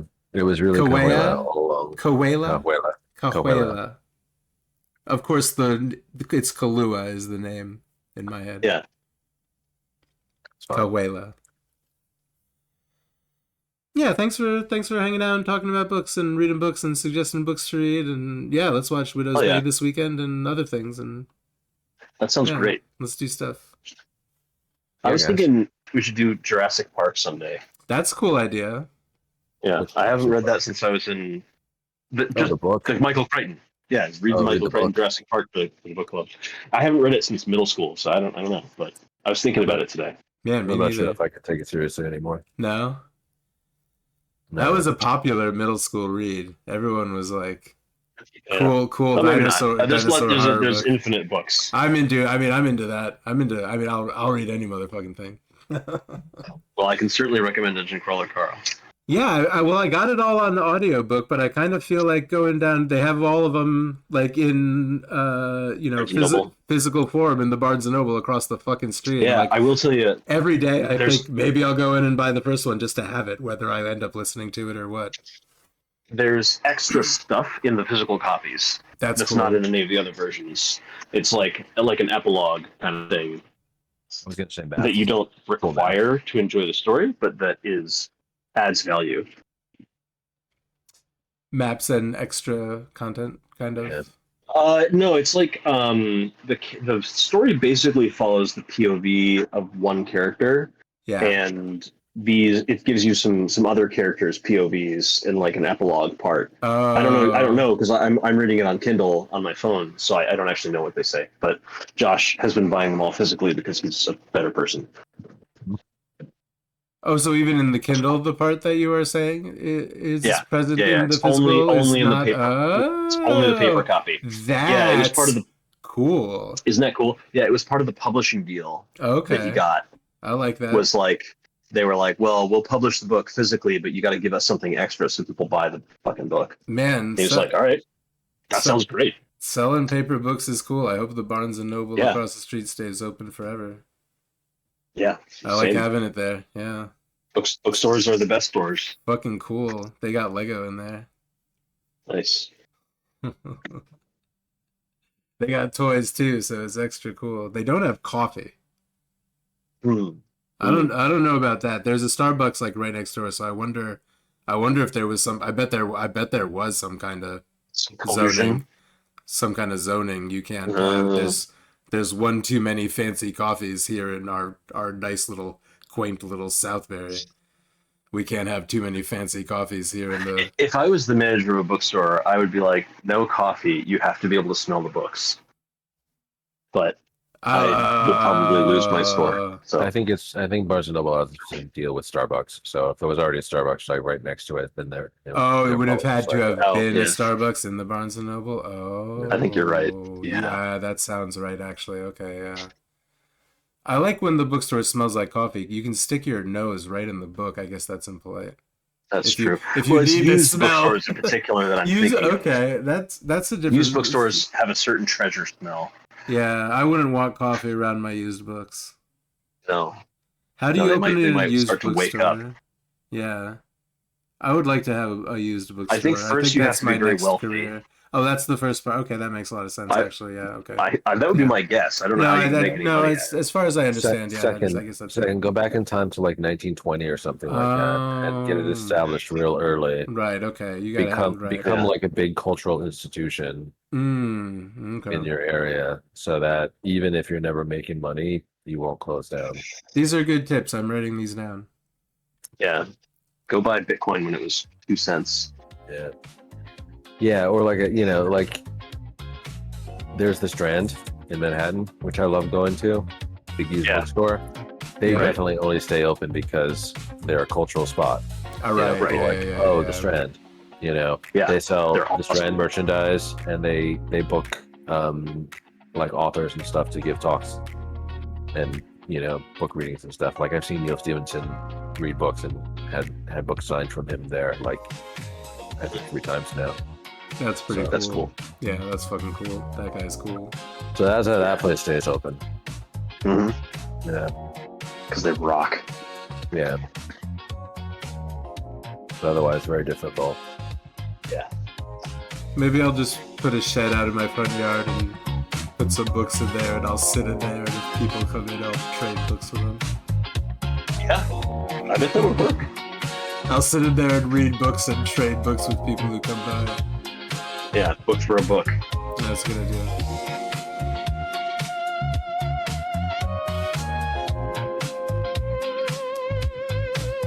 Awesome. Yeah, okay.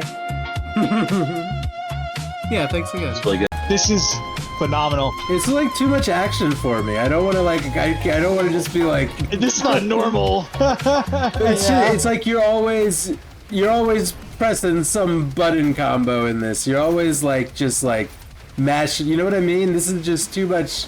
You're always It's just mashing fucking- away. I feel like I'm just slapping a keyboard. You know, like a GIF with like a cat. Yeah. That's what I feel like playing a game like this. Like I'm just constantly interacting. I don't know. I mean, I guess I don't know what I would expect to be doing with a game, but like, I don't know. In Doom, yeah. I'm just like, constantly comboing. I'm constantly like, what's the next part of the combo? And there's never a relaxed part of the loop. I will say this one did a really good. I'm in the end game now, and then when I got into it, it was like, hey man, just so you know, this shit is about to fuck you up harder than any Doom we've ever done. Like they cool. really said it. Like they really said, they were like, the end game is harder than anything we've ever done before, and be ready because we're about to fuck you up. And I was like, yes. Like, but I will say that this DLC and this game in particular, the Dark Ages one, but the DLC really is like, there are downtime parts where you're doing a bunch of puzzle-y shit, like it's fucking Zelda. And like there's these huge rooms with it's part Portal, part Zelda. You know what I mean? Where like you have to like figure out, okay, I have to move this box here. I have to use my dash with the spear here. I have to throw the fucking shield here to open this gate, and then I have to do this thing, and it's like that, you know? Like they make it like I felt like it was really it's not long, but it's like it was like a good 5 or 6 hours, but like each area had like really cool Zelda-like puzzle structure levels where you weren't just having to beat the shit out of dudes up the whole time. It was a lot of like doing like cool like verticality and platforming and shit. Now where I'm at now, it's like, all right, we're gonna fucking throw you. We're gonna put you in the fucking blender now, you know, and like. Yeah. But this game is pretty good in general. The base game is but it's Doom. It you know. Yeah, you want to be. I played all 3 of these games for 2 hours each.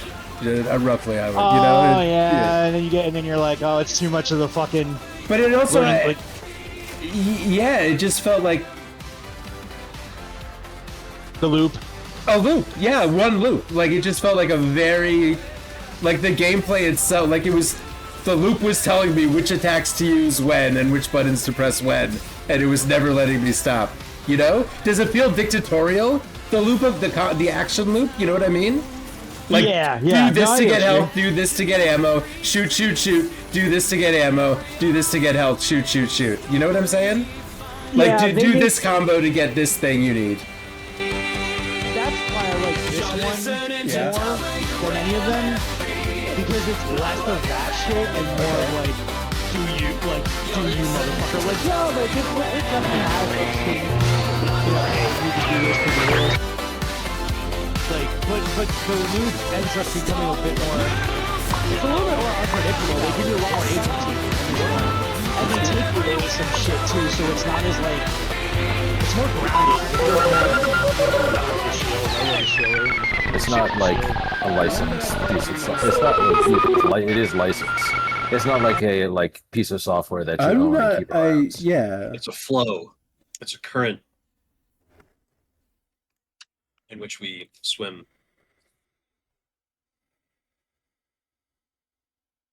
So what's going on, guys? How you doing? Okay.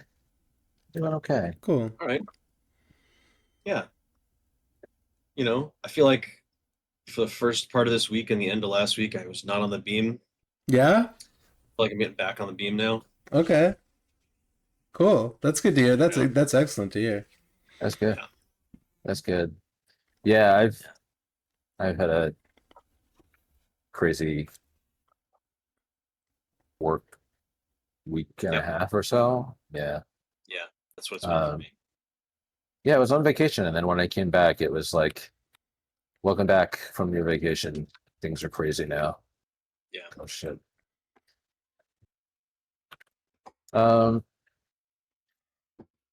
Yeah, it's not as crazy for me as it was for Tanner Mirabel or whatever his name is. Yeah. The 1,000 names of dork. Yeah, this Sky Houseman guy. Mm-hmm. He's pretty crazy. Yeah, seems like an asshole. Yeah. Yeah, pretty categorically. He's an asshole. Yeah. I mean, he's a psychopath. Yeah, he doesn't really make any apologies for it either. But it's interesting because he points out that, you know, and he really is like a few different people before the end of the book. He's been like a few different He's people. everyone in the book is Sky Houseman. Huh? Well, Sky including Houseman the guy that sells him the ticket to get on the space elevator in the beginning. Yeah, that's a good point. Oh yeah, fair enough. But he was a total prick, and then he became Kuela. There's not an L, right? Kueha? I don't. Kueha. I can't read. Kueha. Yeah. No, because the double L should be more like an Okay, Kueha. Kuela. That guy. Kueha. Kueha. I would like Kueha. And he's he's also a prick, but less. Yeah. In some ways. I mean, he's still pretty bad. He's a war criminal, right? He's a war criminal who's capable of having a romantic relationship. And I'm not saying that having a romantic relationship makes you a good person, but I don't think that Sky Houseman could feel empathy for anyone. Okay. And I think that war criminal could, just not enough people. And then Tanner could feel way more. And by the time he overrode himself with Tanner, he was starting to get like too many people in here. Oh no, he was starting to become decent. It's like, you know, he read enough books about people being cool to each other that he was like, maybe I should do that. It does seem like there's something decent in him. It seems like whoever the main character of this book is often like makes decisions based on some kind of moral code. Like whoever the fuck the main character is often going, well, I'm not gonna, you know, kill this guy, or I'm gonna do this because it's right? Or I'm gonna, hunt down this asshole who is And when we meet Tanner, the actual Tanner, it's not clear that he is a nice guy. No, he seems like a shitty guy. He seems very shitty. Although He's talking with someone he the hates. narrator Tanner / Sky / Koala Yeah. Koei points out that he fed Tanner to a snake Mm-hmm. That's a shitty thing And to then- do. and then To revived the him and trolled snake. him. Yeah. Yeah, to the snake and to And Tanner. stole his identity. And then and then cut him out of the dead snake and revived him and then trolled his brain to steal his identity. So he's been through some shit. Yeah, I wouldn't be in the best mood either. This is a book about how all of your past selves are fucking assholes. Dumb preach. piece of shit. How'd you Yeah. land me in this fucking situation? Named And- after a legendary dolphin, motherfucker. Suck my And dick. what I also think it's about a little bit is that no matter how old you are and no matter how far you run, even to other solar systems, your crimes Even through can history. and will catch up with you. Even up a space elevator. Yeah, Ow, fuck, ow. cat all over That you. was really cool. He is really cool. That He looked climbs very up the good. back of the Like chair, that. digs his claws in here, and then pulls himself up and over. Come here, you nutcase. There. Yeah, that was very Sport. yeah. Um, I get that the sort of assault. the memory overwriting stuff really reminds me of Philip K. Dick's We Can Remember It For You Wholesale, the inspiration Oh. for Total Recall. Oh, Yeah, for sure. Do you remember how that book ends? The short story or book novella, I don't remember which one it is. With the mice. Yeah, with the mice. alien.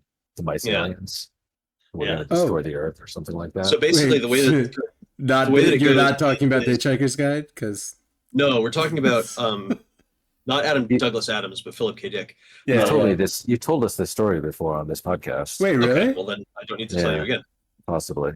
I want to I'm know pretty about sure. the mice aliens. The only ones I know So- about are the ones that want to cut The way out the story goes Arthur is Dent's that brain. there's essentially like they can sell you a memory. Like they will write a memory into your head, and then you will remember having done this thing. And so it's like you don't have to go on the vacation. You Yeah. just remember it because that's the part that you get to keep anyway. Hmm. The only problem is they cannot write a memory that, of yeah. something that's already happened. Okay. So this guy comes in and he's like, "Hey, Mm. I want to be a secret agent." And they try to write the memory, and everything. There's all this fucking trouble because it turns out that he's had his memory erased, and Because he's a secret he agent. actually is a secret agent, and now there's all kinds of trouble. Doug However, Quaid. when they finally get to fixing this problem, they're like, "All right, we've basically looked and seen what his deepest desire is, his deepest fantasy, and we're going to give him that. We're going to overwrite all of this spy shit with that." And his deepest fantasy is that some little aliens like mice showed up and introduced themselves to him and said, "You can never let anyone know about this or we will destroy the world." And they Oh. try to overwrite it and they can't. Because they can't overwrite something that happened. Are you? Yeah. Did he tell It's- us about this it's- while we were talking about redemption space? No, maybe like we were talking about something else a long time ago. Maybe Wow. Okay. I have heard this story from you before, Mark. So Well, yeah, we live together also. So it's not. I've known you for a while. It could have been any time. Who knows? no, but I It remember. reminds me of that. I remember also re-listening to it before on the podcast. So, I see. Very well. but yeah. No, Yeah, it reminds me of that. it's a cool story. Philip K. Dick likes stories that have to do with memory. Also, you think about Blade Runner, of course, and Yep. and Do Androids Electric Sheep, and the idea of implanting false memories in these androids, so that they don't go crazy, so that they think they're regular people and they have a life. Yeah. Seems sort of Dreams weird to about me that- unicorns. He took Tanner's memories Like, Yeah. I understand taking Tanner's face and his ID and his name and shit, but like, you got to remember his life I to think get they through. were, yeah, I think they were going to trawl his If they memories. The they saw custom you. was complete Yeah. search, invasive Yeah. search, and trawl your memories and make sure you're not Kueya, the war criminal, wearing Tanner Mirabelle's face. Yeah. Without your shiny eyes. And also, uh, Fucking snake fangs. And venom Oh, yeah. sacks. I'm often like, Yeah, Yeah. Bite, I believe I motherfucker. had the same response. Bites him in the neck like a vampire. yeah, I often feel like there's a lot of these sort of thriller kind of chase detective, whether it's cyberpunk or just detective kind of stories that kind of wrap up with the confrontation and like, okay, well, either I shot the bad guy or I've captured him and he's going to jail, and it's always kind of like, okay, I mean, I don't know if I expected some, fantastic anime combat move or something really extra fun in the end, but this was some snow crash shit. The fucking Yeah. fags. Yeah. That's Yeah, because Tanner starts beating the shit out of Sky Yeah, because he's actually a real soldier and Sky isn't. yeah, Even despite being very old and having lived these lifetimes and learned how to shoot and fight a little bit and stuff, he's not Tanner. He doesn't really have Tanner's muscle memories and no. skills really. So um what do you think about the grubs? Oh, I love them. They're super good. yeah, they're Flaming really Horns. super good. The Largo. Largo. Yeah, Largo is terrific. Largo the Grub is terrific. What's the grub's name? Fearless Traveler or something like that? Traveling fearlessly. fearlessly. Yeah, that's a great name. Yeah, that's so cool. The grubs are the source of the melding plague Yeah, probably. entirely. Maybe by their nature, I almost feel like the yeah. ship. It's not clear. It seems if it's like the something that ship they is, brought with them or or they're something that just like they are. some. Yeah, right. Like it almost seems like their ship is just made out of melding material, but they are just like, how like an organism might thrive in like ammonia. Yeah, It's coming with an environment that is just so alien that it melds into ours. it breaks our Yeah. shit. Yeah, Well, and I think it's just like it. I think exactly what Tanner speculates is that it's for them. It's probably just like a benign virus Yeah. that follows them around, like you got Like germs the- on your teeth to clean them. yeah, exactly, Sure. like Yep. like the cold viruses that are in you that you're immune to, you don't care about, but maybe you get a little bit of cough, and suddenly, All the Martians are dead. yeah, all the Martians are dead. Sure. Yeah. Yeah. Or, Yeah. Okay. Yeah. All your nanotechnology, all the alien nanotechnology is melding into the alien bodies. Sorry, I gave you guys a melting plague. And yeah, the grubs have been like what, flying around space for like 1 million years or so. Oh, Sounds like I got the lots impression of that it was yeah. very, very long. They were like, oh yeah, 3 turns. Or What like was it? 3 turns. 1.5 turns of Oh yeah, the 1.5 galaxy. turns of the galaxy. Ugh. 1 million years is a pretty long time. How long Yeah. does the galaxy take to turn around? Good question. Oh, okay. Yeah. I'm gonna find out. Was this cat? I figured. Look at that fucking animal. It's really good. Very stripy. Can you see? Let me see if I can show you his beard. Can you see his? I see he has there? tiny beard, yes. Yeah, that's his. Oh goatee. no, I'm sorry. A galactic year, also known as the cosmic year, is the duration of time required for the sun, specifically, to orbit once around the center of the Milky Way galaxy. One Okay. galactic year is approximately 225 million Earth years. Oh, That that's was a a long time. very long time. Okay, Yeah. so they've been They've been doing in this space for a while. all over space for a while. Yeah, this that's right, and they mentioned it before. This would have been before the evolution of like vertebrates on Earth. Yeah. They were spacefaring Yeah, they were flying out in space. and worried And- about inhibitors. And We're- and very worried about inhibitors. Oh, yeah. even like more than 300 million years ago.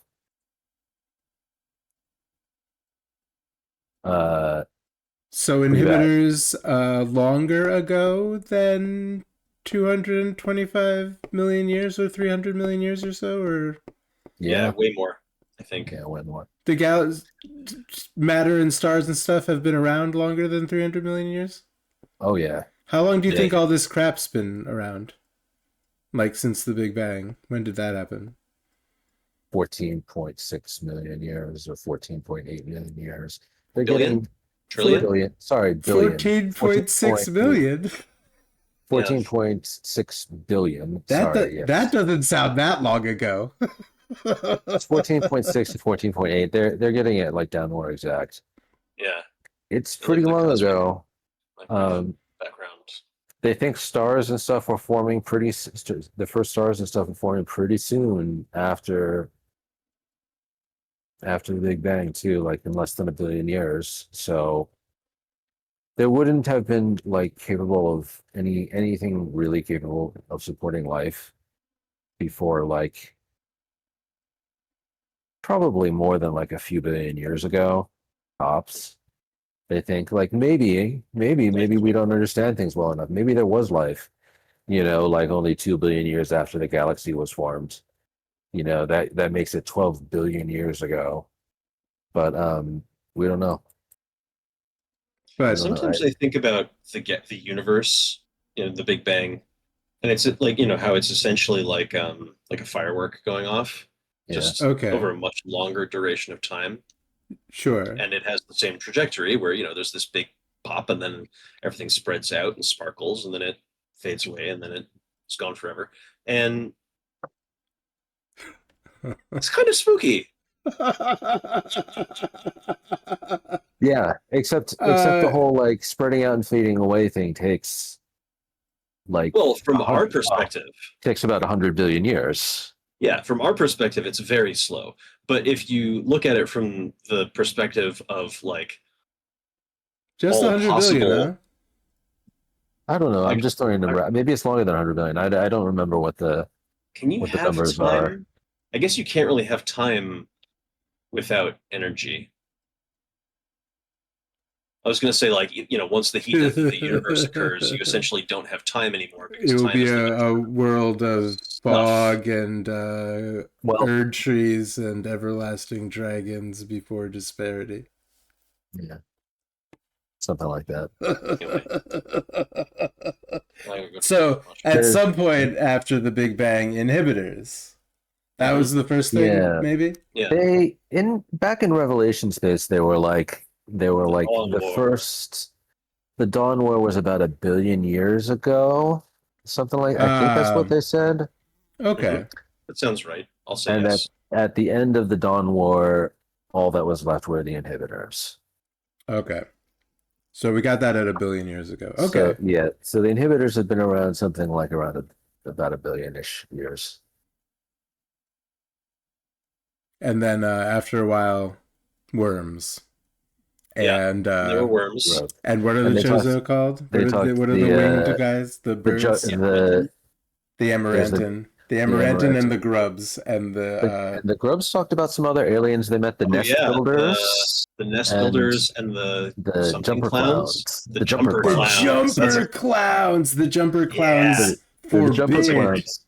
The light jumper speed. clowns. They say you can use You can go FTL close. communications. Oh right, You yes. can use FTL communication, and they have a form of FTL communication that's a device that carries all the messages that will have ever been sent to it. Yeah, But you can't unlock those messages until the proper time because they're encrypted using the background radiation of the universe from the time time that and place that you'll be at. that the time and place that you will Roughly. be at to They open mentioned that it. you may have to move around. Right. So and that'll be the time that someone somewhere is recording this message. Yes. But they were all made with everything that will ever be recorded into them already recorded into End them. of time, So essentially. when I record the message, Your device measures the background heat pulse of the universe, knows that I've recorded the message, and then it unlocks the message that it recorded within itself when it was crafted. Yeah. Okay. Yeah, that's fucking cool. The jumper clowns. Yeah, a little bit of a religious, you are forbidden from traveling at light speed. But no, you definitely can't do that. Yeah, they're like just the idea of it makes them shrivel up and die. Oh yeah, right. No, you can't do that. Like like a human contemplating Cthulhu or something like that. Yeah. Like no, you can't. No. Oh boy. That's oh boy, that's deadly. That's no good. Do we think the nest builders might be the Amarantan? They were a little bit spacefaring, but not. I'm gonna spoil it. The nest builders are definitely not the Amarantan. Oh, okay. The nest builders will show up again. We'll find out about the nest builders. Yeah, a little bit more. I kind of feel like, I don't know. After finishing the book, I felt this way through much of it, and I was like, I wonder if I'll feel differently at the end. It felt like Reynolds was like, I want to tell everybody all about Chasm City and what it's like there. I'm going to create a character that is a pinball and fire him into the city. Mm-hmm. He's going to bounce around the city. He's going to meet a lot of people who monologue at him about their lives for unclear reasons. Gather them up like a D&D adventuring party. Yeah. And then then we will learn about Chasm City. And it's very cool to learn about Chasm City. I'm like, what the fuck is this guy doing? The character, sort of bing bong, bing bong, bing bong, bing bong. And the funny thing is like he's got ablative layers of personality that flake off as he ping pongs around. Yeah. Until at the end, he's just like, people are like, "Who the fuck are you?" And he's like, "No, man. I really don't know. I don't know. It doesn't make sense. It's unclear. Something fucking happened." I did some shit to my brain. Yeah, guys. I did some seriously inadvisable stuff to my mind and body. Yeah. And I don't even know who the hell I am anymore. Doesn't help that he caught the indoctrinal virus on top of it. It was like the indoctrinal virus didn't just implant memories of Sky, because he already had memories of being Sky, because he used to be Sky. That had to fuck with him. That it also. I really like. Yeah. Well, I mean, you could finish your thought, but. Yeah, no, I don't know. It's just that it also, like, just changed him. I really like how the writing changes and starts getting sort of more mashed together, and the sort of the perspective and the use of the first person just starts flowing from the Tanner personality into Sky as the scenes, like, as it really starts coming together at the end. It's the structure of it was tantalizing to me. I really enjoyed it. Sky's Edge. So does it make sense for Sky to be like, fuck all these sleeping bitches that just slept the whole way here while we all were awake and worked and lived and died? We're gonna inherit this planet. There's only 125 of you. What the fuck? So I mean, we really want Cape Cod. There's like 2,000 of these other guys just to start up, and there's like 125 of you. I don't know. But you can see it's like that's how eventually you go back to the first chapter and they talk about the Southern what was it, the Southern Militia and the Northern Coalition. Mm-hmm.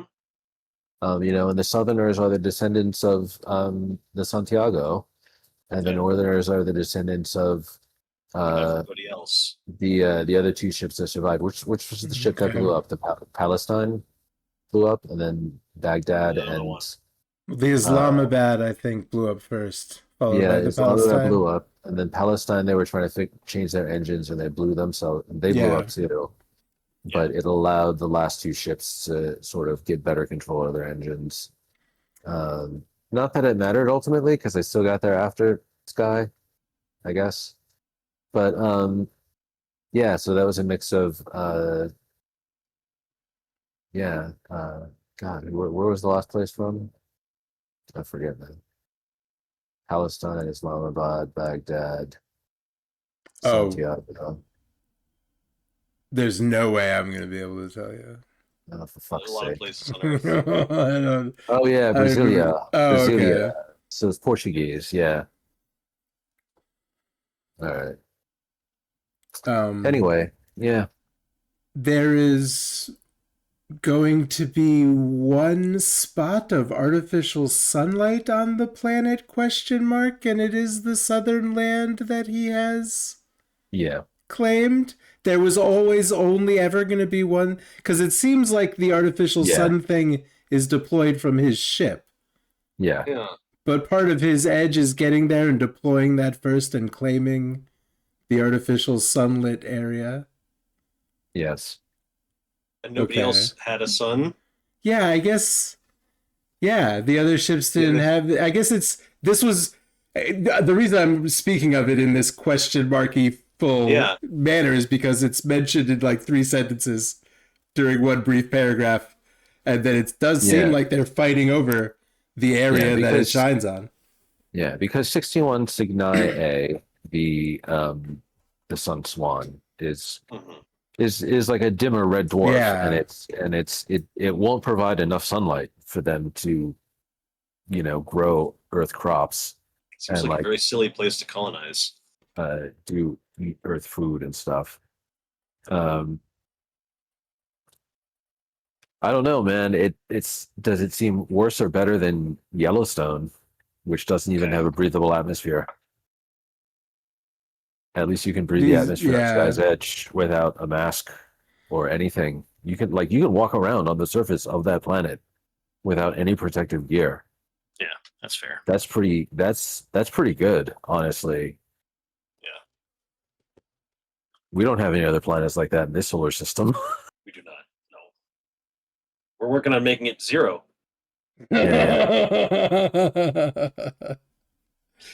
Oh, that would be too bad. Yeah. Or we keep all the cats.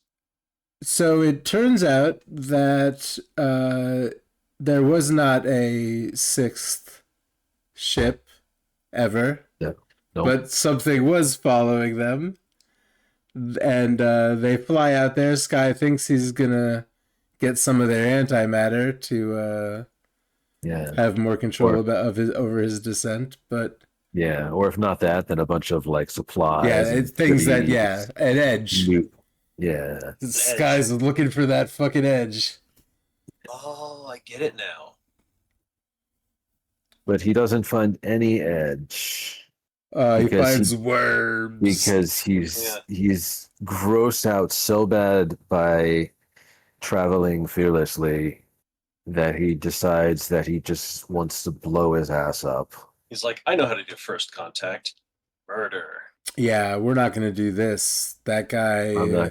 You took Lago apart and ate him in not just his body, but also his mind, and that's gross and fucked up, and I hate you now. Yeah, bro's got a human mouth. I don't like it. I can't tolerate anyone more fucked up than myself. You have to die. Yeah, which is not an altogether unreasonable response, but still. Yeah. It's a little unreasonable. I mean, it's pretty gross. It's pretty scary. I mean, if you're expecting there to be only humans and dolphins in space, and then there are worms that eat you and grow human mouths and human appendages and say human things. If I ever meet a maggot that ate you and devoured your mind, yeah. You want me to be friends with it or blow it up?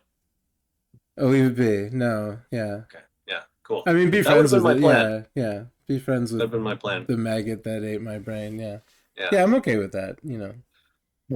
I feel like I'm gonna be okay with that. I mean, like if I could say like, hey, you know what? Can you use your cool inertia powers to like help fly me to this planet? I'll leave you alone. I won't torture you forever. He didn't even ask. Yeah. We can keep each other company by like radio, maybe. Yeah. From like over here, like I'll talk to you at least. It'll be interesting. I can learn so much. These grubs have some kind of like weird hive mind racial memory. Yeah. It remembers like a turn and a half of the galaxy. He wants an edge, and the biggest fucking edge of all time drops into his lap, and he Yeah. feels gross about it. Huge archive of alien intelligence. And instead he's like, must be xenophobic. It's really in this year. It's too scary and gross. Yeah. Being inside of worm. The guy that read the audiobook did an incredible job with Largo. It was very creepy. Oh, nice.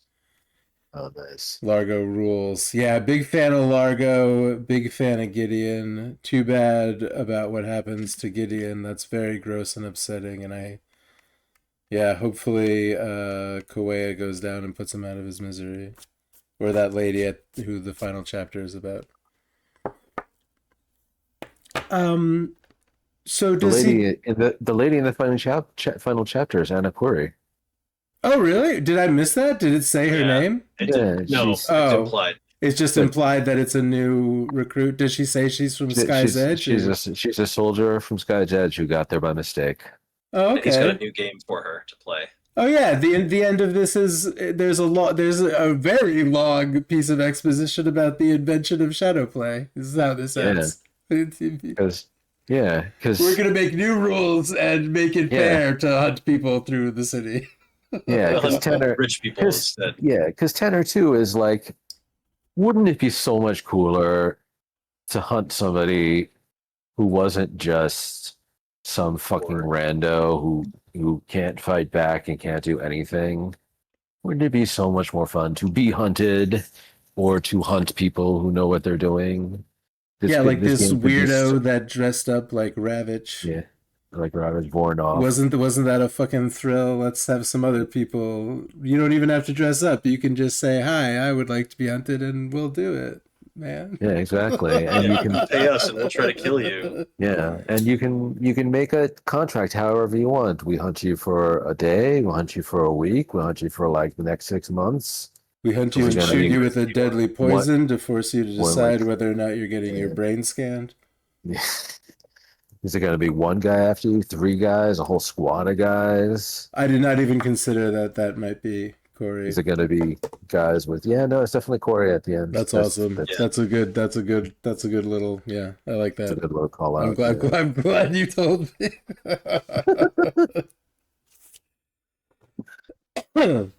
As they got to connect it to Revelation space a little bit. It's good. So Sky's Edge is what he is. The planet is sarcastically called that because his edge is what he achieved by jettisoning most of his momias and getting there earlier. After a lot of back and forthing of this race and how he, obviously, killed a whole bunch of people, betrayed some people, faked some people's corpses into some other people, faked his own corpse to get crucified on a space elevator in the future, I guess, because it probably wasn't there when he was there. I'm not clear on exactly how the other corpse ends up halfway up the space elevator. When you go back and you read the earlier part again, if you feel like it, basically sometime after he was crucified and buried, a religion started around him, and his followers dug up his body and encased it in some kind of preservative resin.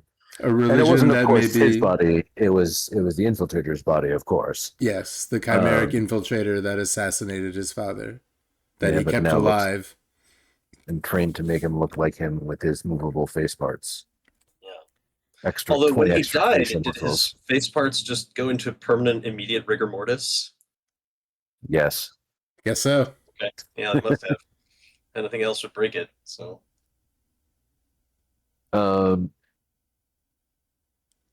Yeah, quite a lot of scheming from Sky Houseman. He is such a fucking schemer.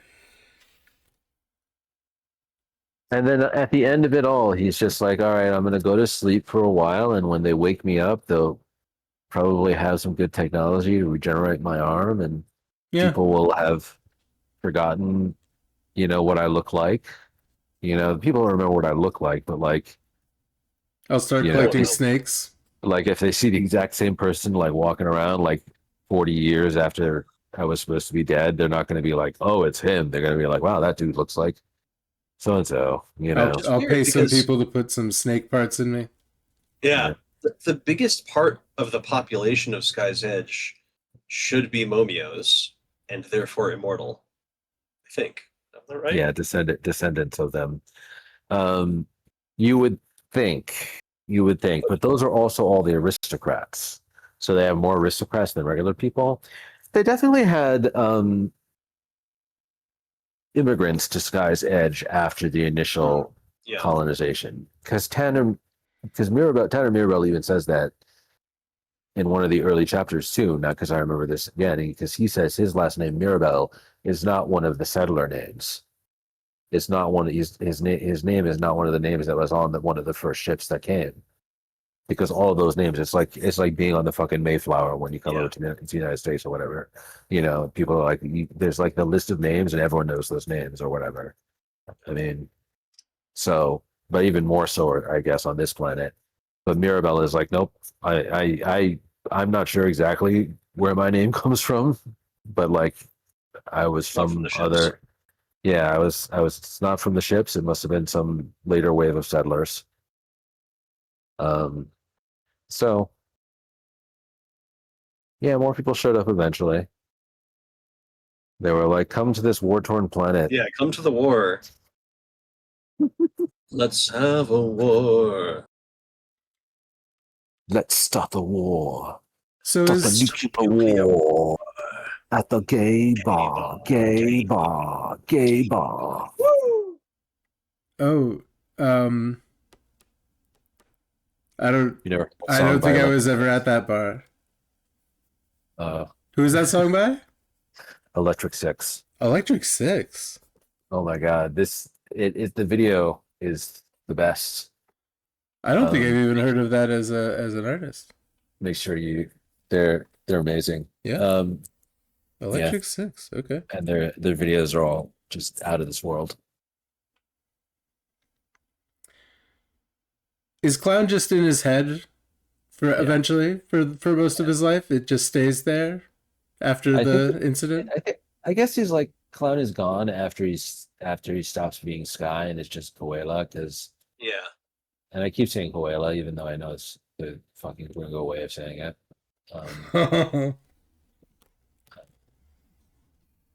Koala. Yeah, I had a lot of trouble with it. Kueha? Koala. It's Kuea. Kueha? Koala. Kuea. Kueha. I was saying Kuela a that lot is- of the time too, but yeah, and in the audiobook it's Kueha. Yeah. Koala. Thank you. And at the very end he reveals that that's the name of the dolphin Yeah. that followed in the wake of the Caluche. Try that one. The Caluche? I'm not even. Yeah. The legendary ghost ship on Earth. Yeah. The legacy of the dolphin that accompanied the legendary ghost ship. Yeah. And then I remember other stuff too, like the first time you see Kahoya, it's he's wearing a kimono with a pattern of dolphins on it. Oh. All these men are now played by Dave Coulier, even Tanner Mirabel.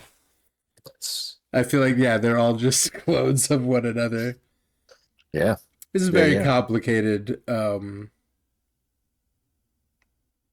series of events, timeline of things that have happened to one person. I guess he was asleep for a long time after escaping persecution as Sky Houseman.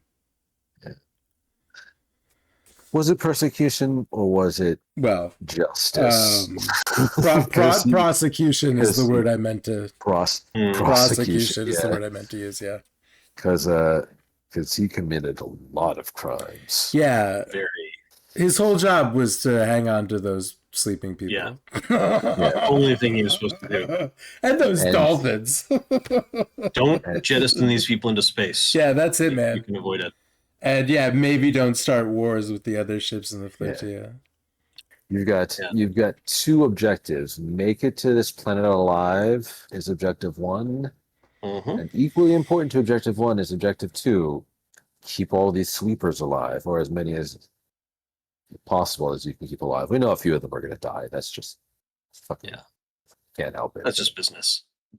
But definitely don't chuck them all out into space.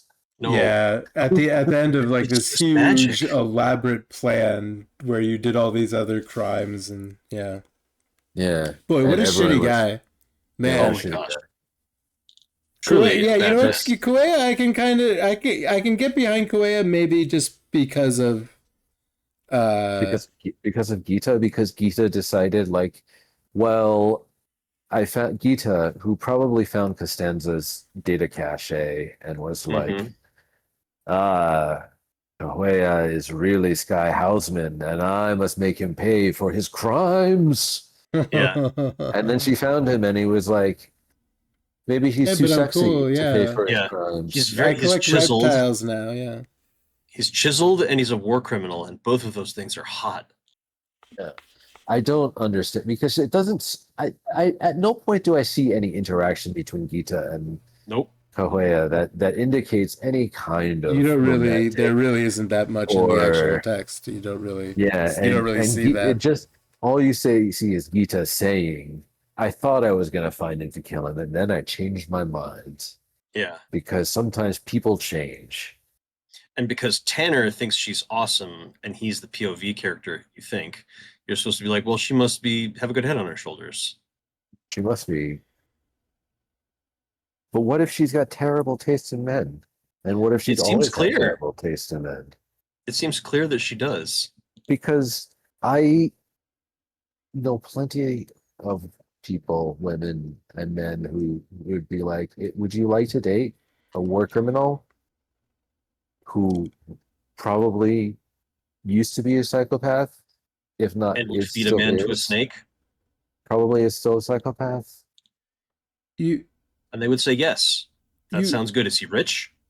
Yeah. you know plenty of men and women that No, would, who say who and no, that's my point is if you ask I'm them, having would trouble you like- following this would you sentence. would you like to date this person? I think pretty much everyone I know would say no. Oh, No okay, thanks. okay, good. All right, yes. Yeah. That makes sense. Yeah, no. But I have met people who would say yes. Who would say I might consider it? Yeah. Thinking about his power and influence, his snake-like charm. It's fangs. Well, I feel like I I feel mean, like it's one thing to get cool, like, Vin Diesel Riddick eyes that Yeah. flash in the darkness and let you see in the night. But like the snake fangs was a touch, and the unhinged jaw was like a touch a little too far. that was A you little gotta harsh. there's gotta be some final note to the text. There's gotta be some final climax and There was man, there was and I suddenly, and it was like, this isn't like in the first person, but it was like a POV moment. Like I suddenly remembered the other snake thing I had implanted. Yeah. zero foreshadowing of that whatsoever. Not- Not like the eyes They thing, didn't which even- the Is there eyes even a thing kinda- clue? Like kinda when he subtle goes to the happens. mix master, does the mix master Not say a- like not- even not a bit- the not teeth? even a Oh well, little wait, bit. no, let me know the eyes. He doesn't even. He doesn't not even even have a little conversation with Q before he sets out, No, not even Q? a tiny bit. like James Bond. Oh, Yeah. not like Not guy even a from Breaking tiny Bad. bit. Not even a little bit. Like, oh yes, they did the eyes and maybe something else, but it's hard to tell. No, Nope, just Nothing. the eyes. Okay, good, great, These great. My kind Snake- of climax, my kind of end of the story, final fight. snake Yeah. fangs. Reynolds was Snake like, fangs. how the fuck do I Snake end fangs. this book? This guy talks about snakes a lot. Yeah, Fangoos. snake fangs, awesome, good idea. I mean, I guess I could have seen it with all these people. A lot of these people. It's weird that all of these various dudes With weird body modifications. with weird body modifications are like, Tanner, what's wrong with your eyes? Yeah, don't they all have weird eyes at weird parts? Most of Yeah, them like do. what? Yeah, you would expect. Like, this doesn't even seem like all that unusual. Like Tanner and And Tanner, whoever, explains like, oh yeah, this is like very common for the ultras. Like they all have it done. They live in the darkness on their ships. They don't even bother to turn on the lights. Reasonably normal. Yeah. That person's a zebra. Like, Yeah. your eyes are not that weird. Flashy eyes would, But like, I feel like at some point we could have foreshadowed the snake fangs there at some point with all the body modifications. With the amount of talk about it. Animal people things going on. The amount of talk about the history of his own body. There was one dude with a head like a moon. Yeah. Or something. Like the fucking like the McDonald's. Like Aemon Targaryen. Or whatever. Yeah. Or like Aemon Targaryen. Exactly, like that fucking McDonald's guy from the 80s. What the fuck? Yeah. Nightmare shit. Oh man. Yeah, so Scotty is flying her spaceship around a Hulk, and she's got an interface that she can look into her brain and find the area of nausea that is caused by a mismatch. And she's sure she's turning off some other parts of her brain, but that doesn't matter. She's done it so many times. Nothing bad's ever happened. Yeah. Not that she can think of anyway. Skipping ahead to Revelation. I read 3 pages of that this morning while waiting for someone. Nice. Of Scotty being. God, it's gonna be hard for me to rewrite Skade. Yeah, I know. That's you're allowed to. If that's what's in your head, you're allowed to. I'll try to. I won't try to. Well, you can call it whatever you want to. That's what it is in my head now because of. I'm trying to make it. I'm trying to make it Scotty as I'm rereading it now.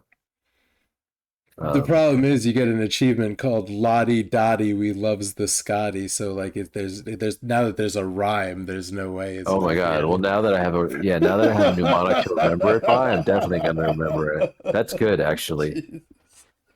Lottie Dottie, we love the Scotty. Yep. Biscotti. Biscotti. That's what I'll call her. She's a tough cookie. So I read 3 pages of that, but no, I don't know. I guess we didn't. I mean, I guess one of the other things is Gideon and the Dream Fuel and the Grub experientials are like the torture porn. Yeah, there's another grub, not traveling fearlessly, but another grub who has crashed beneath. Who brought the melting plague? Yeah, who crashed beneath Yellowstone 1 million years ago, and tried to send out a signal subtly by sending out some gases and stuff. Hopefully somebody would find him, and someone did find him. Unfortunately, it was a human. Unfortunately, a madman. It was Destinova. Yeah, it sounds like it. Yeah, Jesus. Marco Ferris, the man who quote unquote kind of discovered Yellowstone, who was raised by robots.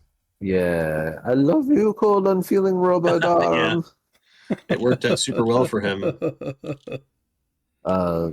Yeah, I think we talked about that before. How like some of the early colonization attempts in this universe, in this setting, were done by the Americanos, spelled with a K for some reason, and that particular faction liked to send robot probes with frozen embryos to colonize planets. Yep.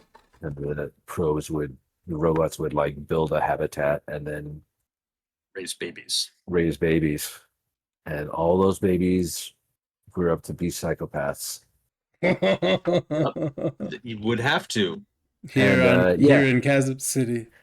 Again, they talk about it a little bit more in one of those side short stories, but they talk about it here too in Chasm City. They're like, oh yeah, all those colonies ended badly, and nobody was left alive from those eras, but genetic material was left alive from those days, so left around from those days. So noble families in Chasm City liked to splice some of that DNA into their bodies, into their lines, to say like, oh yeah, I have heritage back to the Americanos.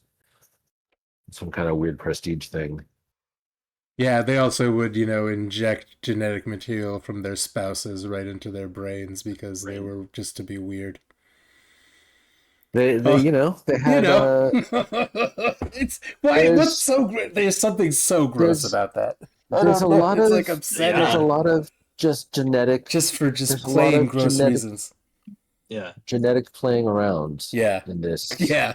in this setting. Genetic playing around, blood These cutters. guys making hyper pigs. Yep, Mm-hmm. Um, there's a Poor story bastards. about how having before grub dreams.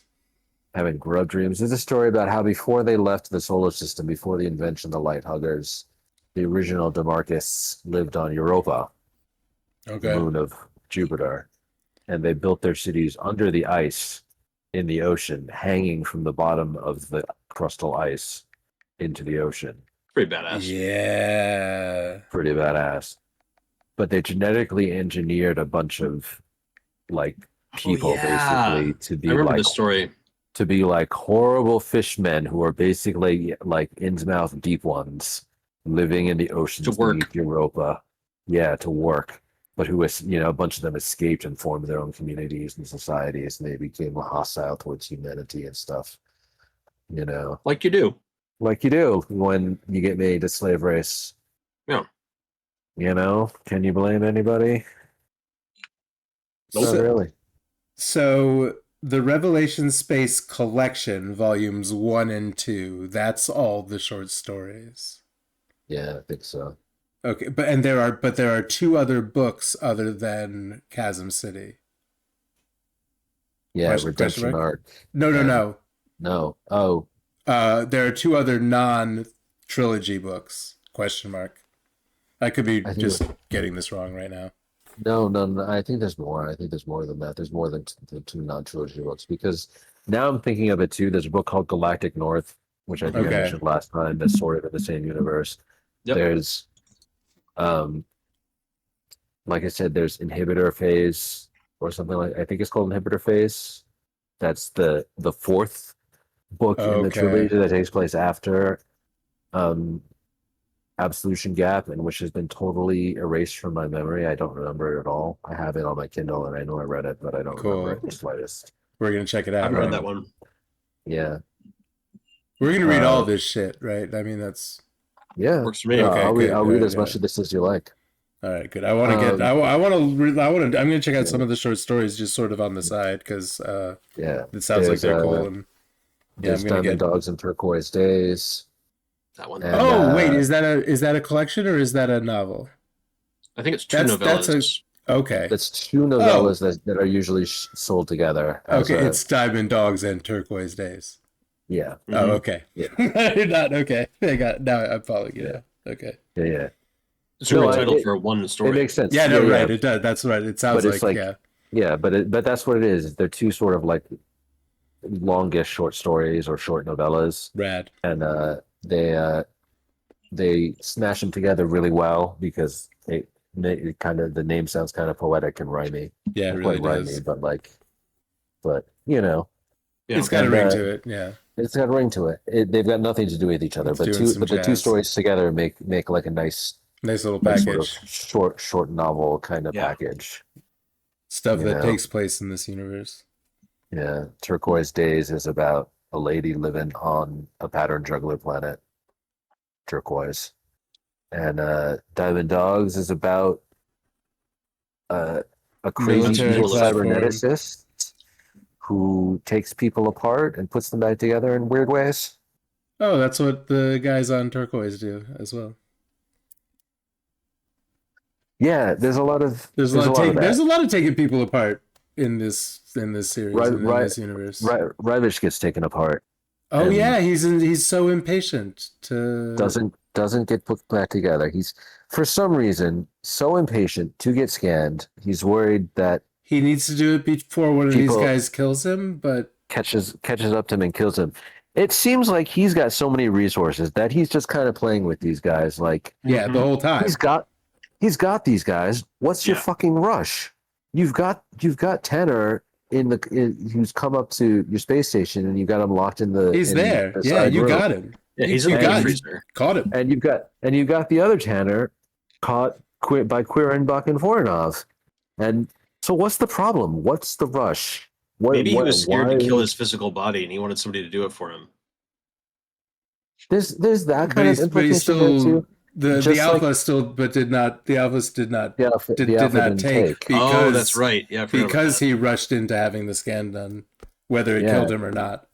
Because it's like, even if you want to do the destructive scan, because one, it's quote unquote the best way to do it, like it's the most fine grained, the most fine tuned, the most Right. accurate scan. You still have to like do all this prep work. You have to do a bunch of like preliminary scans to build the baseline. Gotta drink have some to- Jamba Juice. Exactly. You gotta take a bunch of drugs. You gotta do a bunch of brain exercises, probably. There's some. I'm sure there's the whole thing involved. And he was like, "No, just Do skip it straight right to the now. scanning. Yeah. I'm worried Just get about in these there." guys trying to kill me Yep. for no good reason, because you apparently had it totally under control the whole Yeah. fucking time. You got fake Tenor Mirabelle Sky Hausman Coela bouncing around like an asshole. having on many Chasm City. adventures. Yeah. Yeah. Chasm citying around in a comic book. Yeah, not even on the right planet. Yeah. There are a number of characters that in this book that do things that do not seem to be in their best interests, but do serve the plot. They serve the story, yeah, and that's what And that's Ravitch's end, is that it serves Yeah. the story to kind of have that final. I found that kind of challenging to keep up with.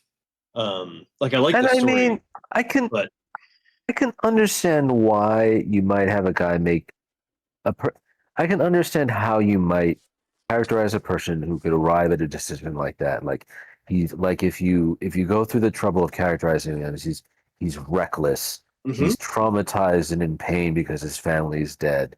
He doesn't Mhm. care about much of anything anymore. Blah blah blah blah blah. Like, okay, but Sure. like, I don't get much of an impression like that's what's going on with Ravitch at all. No. Mm. Yeah, he didn't make sense to me. But It's- neither did Zebra, neither did Mushroom, like neither did the pigs. Like none of them made sense to me. They just did what the story needed them to do.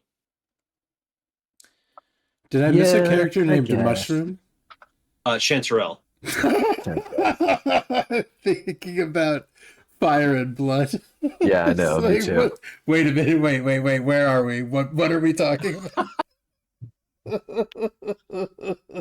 Yeah, Portobello. Fucking mushroom. Which, like, I've heard it said that that you can split things in any way you want, but like one of the ways you can split authors into two categories is the ones who make characters and then follow the characters who do what they want. Yep. Right. And they're the ones that have a story, and the Yep. characters have to conform to that. Right. Yeah. Yep. And this is yeah. clearly the latter. Well, it's clear to me Yeah. that it seems to be the latter. And I Yeah, like there- the and other type there's- better, but Yeah, there's syntheses cool. of that for sure.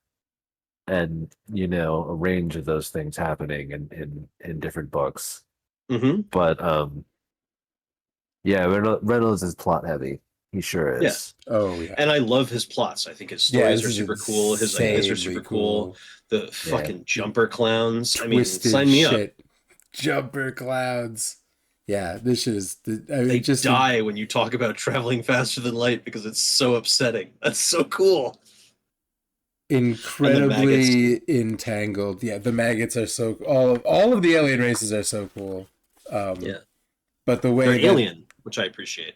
the way this is so entangled, all of the layers of the way all of it works together, the way it's all so systemic, the way he knows how all of these pieces fit together to create this insane world. Yeah, I really like that.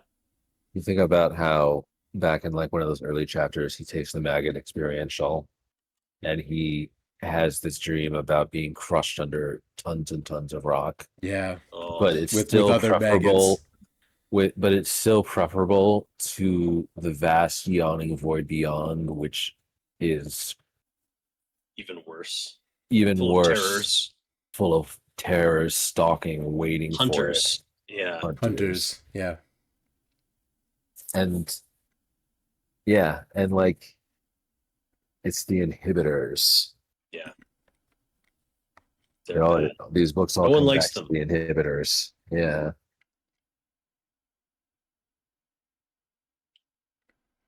Well, we're gonna find out more about them coming up next. Yeah, pretty we soon. sure will in Redemption Arc, Setting where one up. there is an arc that Yeah. does some redemption, Does it have and also animals people who on it? go through a story arc that is redemptive. Oh, people are redeemed like a- through Like their a actions. 2 arc situation? Yeah. I'm just expecting, 2 zebras and 2 giraffes and 2 rhinoceroses. 2 mushrooms. That's what I would. 2 mushrooms. Oh, that kind of arc. Yeah, I want to see an arc Yeah. with animals on it, and I hope that Yeah. that's what this is I was about. hoping there would be one with Autobots. So Oh, that's you can Probably- they make a fucking gigantic toy of that thing for like $250. Yeah, it turns into a robot. no. I don't know. I don't know about the turning into a robot part. Oh, it's like a Titan. Yeah, it's awesome. But it's the Autobot arc. It's really fucking good. They did the Decepticon one Why too. why would the Autobot arc not turn into a giant robot? Right, really. Because it didn't. Just because Well- you never saw it do so on screen doesn't mean that it doesn't. Okay. All right. I'm sold. All It right, you does got in me more, there. for, Yeah. in more for Cybertron, which I think I'm gonna I mean, pay I for started Netflix watching. and watch again. I recently It does. started watching the old Robotech cartoons again, and I was like, that's a cool those thing are to do. those are really good. But like, dude, if the SDF one can turn into a giant humanoid robot, then why not the Autobot arc? The Autobot arc is no worse Yeah. Oh, than the SDF one. Metroplex, Triptychon, and Fortress Maximus are all far larger than Yeah. the Ark. So And same all turn class. into robots. The arc. Well, the arc is now the same classification as all those guys. Oh, okay. It's a Is Titan class is Omega robot. Supreme considered to be a Titan class? Yeah. Yeah. Totally. Yeah. Yeah, I would figure he would. I assume I don't know much about those, but I assume they're all essentially unique beings anyway. So, Yeah. yeah. Down? Or you just want to play? Makes me think of the culture and did you ever read any Ian M. Banks? I read the Dave? I read the first maybe quarter of Player of Games twice and put it down in annoyance both times. Oh. I really want to read the culture books, but people told me, Ben kept telling me to start with that one, and I just hated the main character. Ian M. No. Banks. No, don't start with Player of Games. Okay. Yeah, Ian M. Banks. He wrote this whole series of books called the Culture series. Mhm. They're kind of disconnected. You know what's really weird and kind of funny? I've read like 4 or 5 of them. I could not tell you the plot of any of them except for Player of Games. And Player of Games, I can only describe the plot like sort of Okay. very tangentially, and I can't tell you much about any of the characters. Consider Phlebas. Consider Yep, Phoebus. That's another one. Phlebas. It's a Shakespeare quote. Something. It's like consider Phoebus, who I forget how the poem goes, or maybe it's an old poem. Anyway, Consider It's- Phlebas. yeah, I think consider Phoebus is about an interstellar war between the culture and some like super Really religiously excellent cat. fanatic aliens. Isn't it? But it's not Really really good about the cat. war so much as about like a bunch of like I think like an eclectic group of like spacefarers from various alien worlds caught up in it. Okay. Look at this long cat. Look at how long he is. This show cat that I have here. He's twitchy though. He loves He's bored. He's moving been Yeah, asleep you for this whole gotta- podcast. And now it's he's time. Yeah, Yeah. it's time to fucking rumble. Mostly he wants to Anyway. slap you guys. It's good The when thing- they are light enough to bounce around and not like knock you around. Yeah. He'll get there. Anyway, the thing I remember about the Culture series, and the thing that everyone remembers about the Culture series, is that the culture doesn't live on planets. They're like, oh, it's very Gauche. it's very Yeah. uncool to live on planets. It's like, they're very environmentalists. They're like, well, if you live on a planet, you're ultimately disrupting their environment, and it's better to live in space in space habitats, orbital habitats. They're all hyper progressive and liberal, and But the society is all run by hyper intelligent AI. It's called minds with capital M, and the minds that often pilot, that often run and pilot the biggest ships. The biggest ships have very prosaic names like General Service Vehicle. Okay. They're Yeah. GSV class. The GSV class ships are like 20 kilometers long and hold like 1 billion people in them or something like that. That's a big ship. Yeah, it's a world. Yeah. It's a flying world.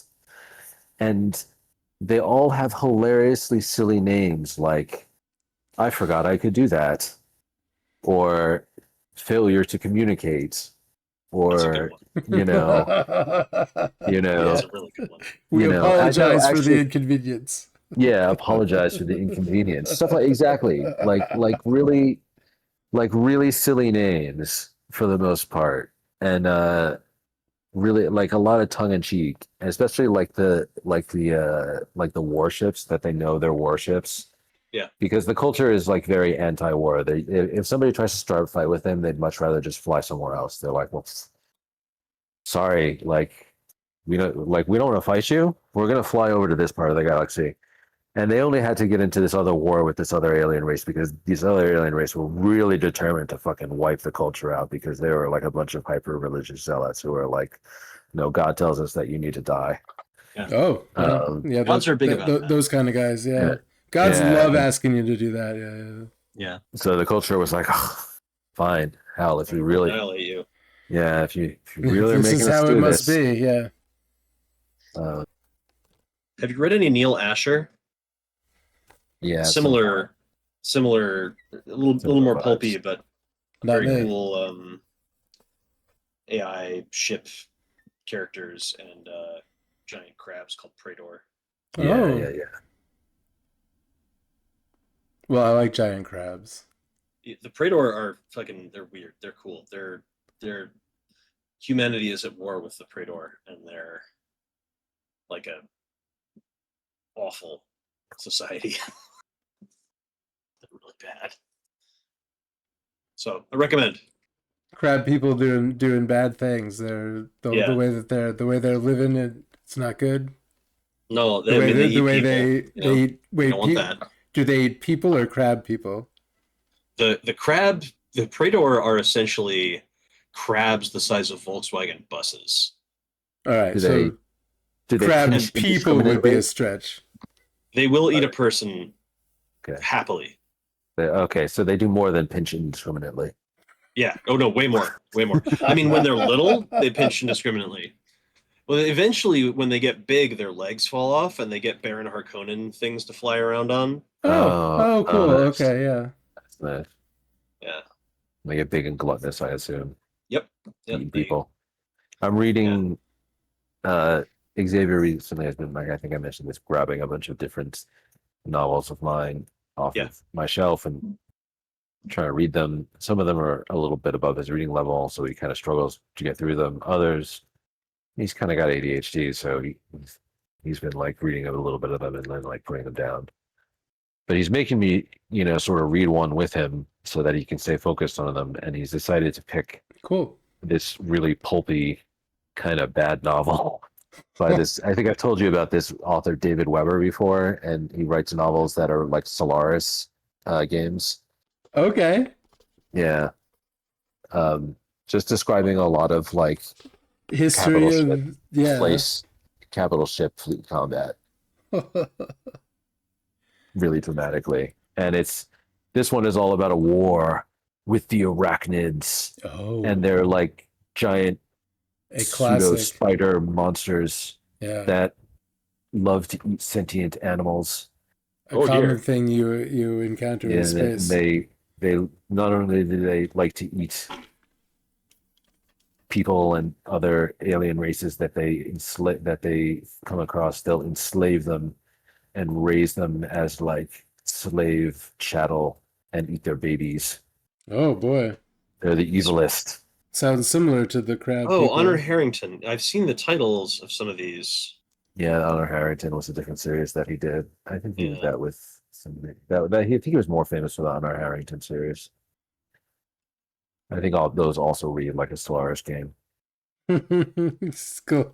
Galactic political Yes. fleet Yeah. combat and spreading Yeah. and do, Yeah. doing the 4X's. A lot of people saying, there's between the fleet combat, a lot of people saying really dramatic things like, Right, yeah. Like we have to pull together to fight this menace. It's the end of our race. The If home we world don't, is relying back home. They're relying on this. billions will die. The operation. The weight of all of this is so much. It's so crushing, and yet I must. Yeah. I must. We For have the only no other choice. option. Yeah. For the only other option is It's to lay down and extinction. die. That kind of Shut shit, it, yeah. dude. Yeah, that kind of shit. Just like 400 pages of that shit. Nice. Space admirals. Talking about like what kind of proton torpedoes go through what kind of shields, and why the Mark IV fighter is better than the Mark Vastly III superior. gunboat. Yeah, all that shit. Yeah, engineering porn. Or strategy porn. That's cool. You've unlocked a new item on the tech tree. Yep. Yeah. There's like and at some point in the book is like the admiral standing on the bridge, like looking out at the battle, and does a guy run up and go, "Sir, we've unlocked 3 new choices on the science tech tree." We've got ion cannons. No, but the opposite. It's like, oh no, the enemy has unlocked something new on their tech tree and unleashed it upon us. Yeah. And then, like in the next chapter, or like 2 chapters, they'll be like, "All right, now our scientists have found a counter to the enemy, new enemy weapons, and they've retrofitted our ships with it." Yeah, exactly. Fucking good. Yeah, it's great. Well, yeah, man. Thanks, guys. Yeah. But if there's anything else that's cool, that was Chasm City. Yeah, I remember liking it a lot more back in the day. This time I liked it a lot. I'm not sure I liked it as much as I used to. I still like it a lot. I do still like it a lot. It is a little bit ping-pongy. It goes from one thing to another, kind of episodically. I thought all the ideas in it were very rad. Yeah. I really liked the ideas. I am also reading a book that is entirely characters and their motivations being consistent and and having continuity. Is that Dungeon Crawler Con? It is, yes. Okay. And switching between those two was very like, whoa.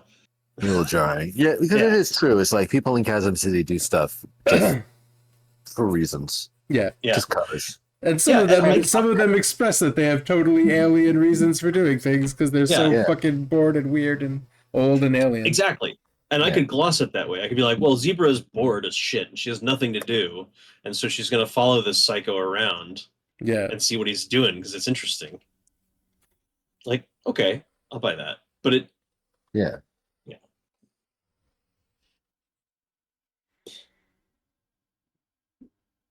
Yeah, I feel like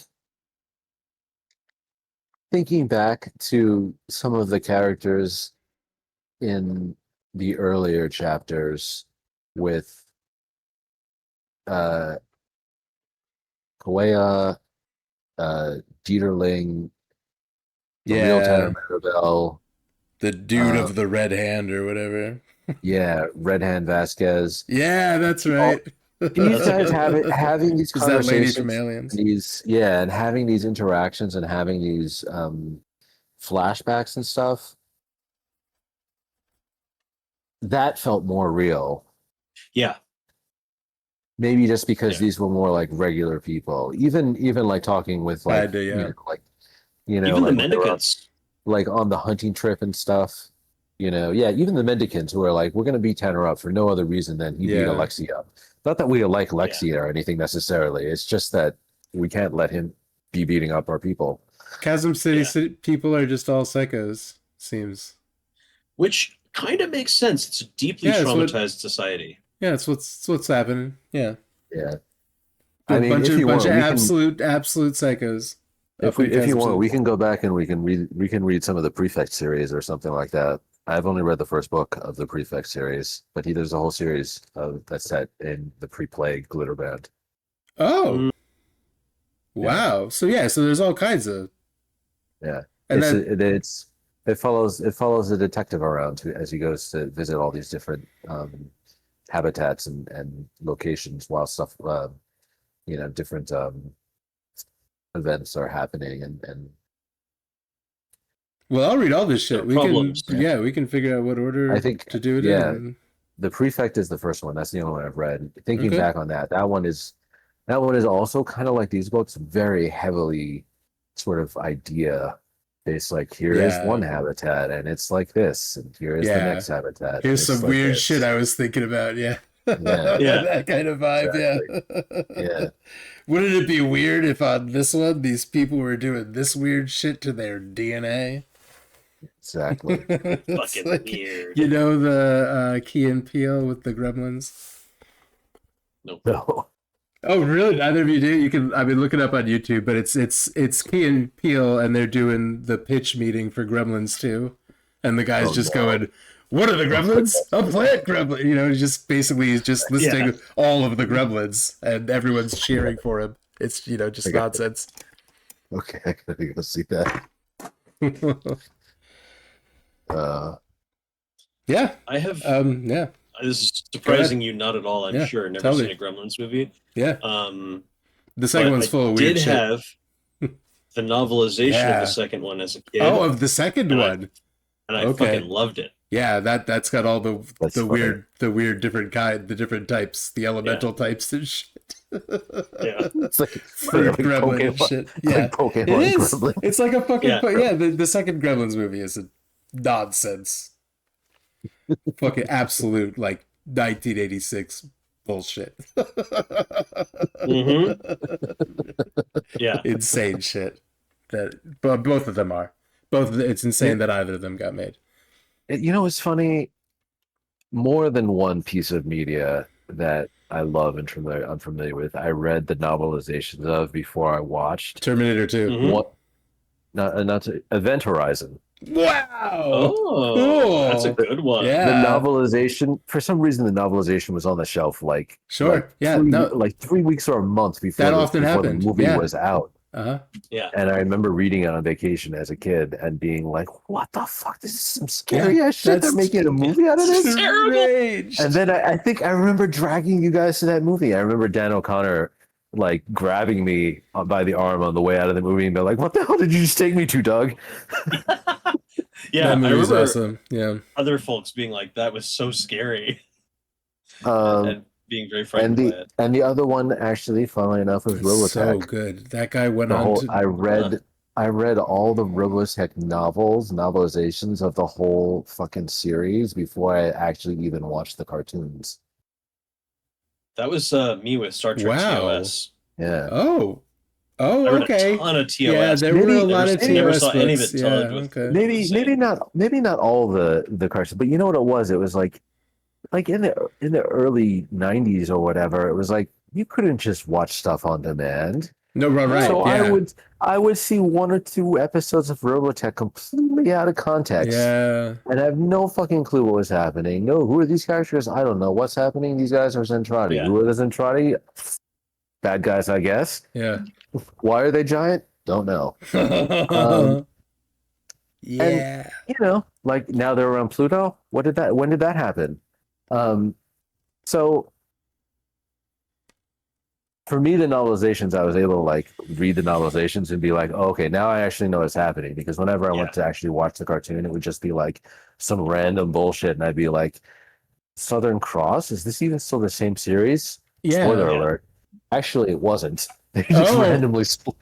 This is like the American Robotech was one of those things, just like Power Rangers. Yeah, or they would whatever, where they get bits they of other spliced a shows bunch or of- whatever they- was it's licensed they could get. Yeah, it's 3 different shows. Three.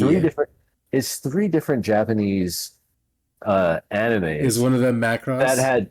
that had nothing to do with each other, spliced into Wow. the TV series. The first series, because you watch them, the animation styles are totally different.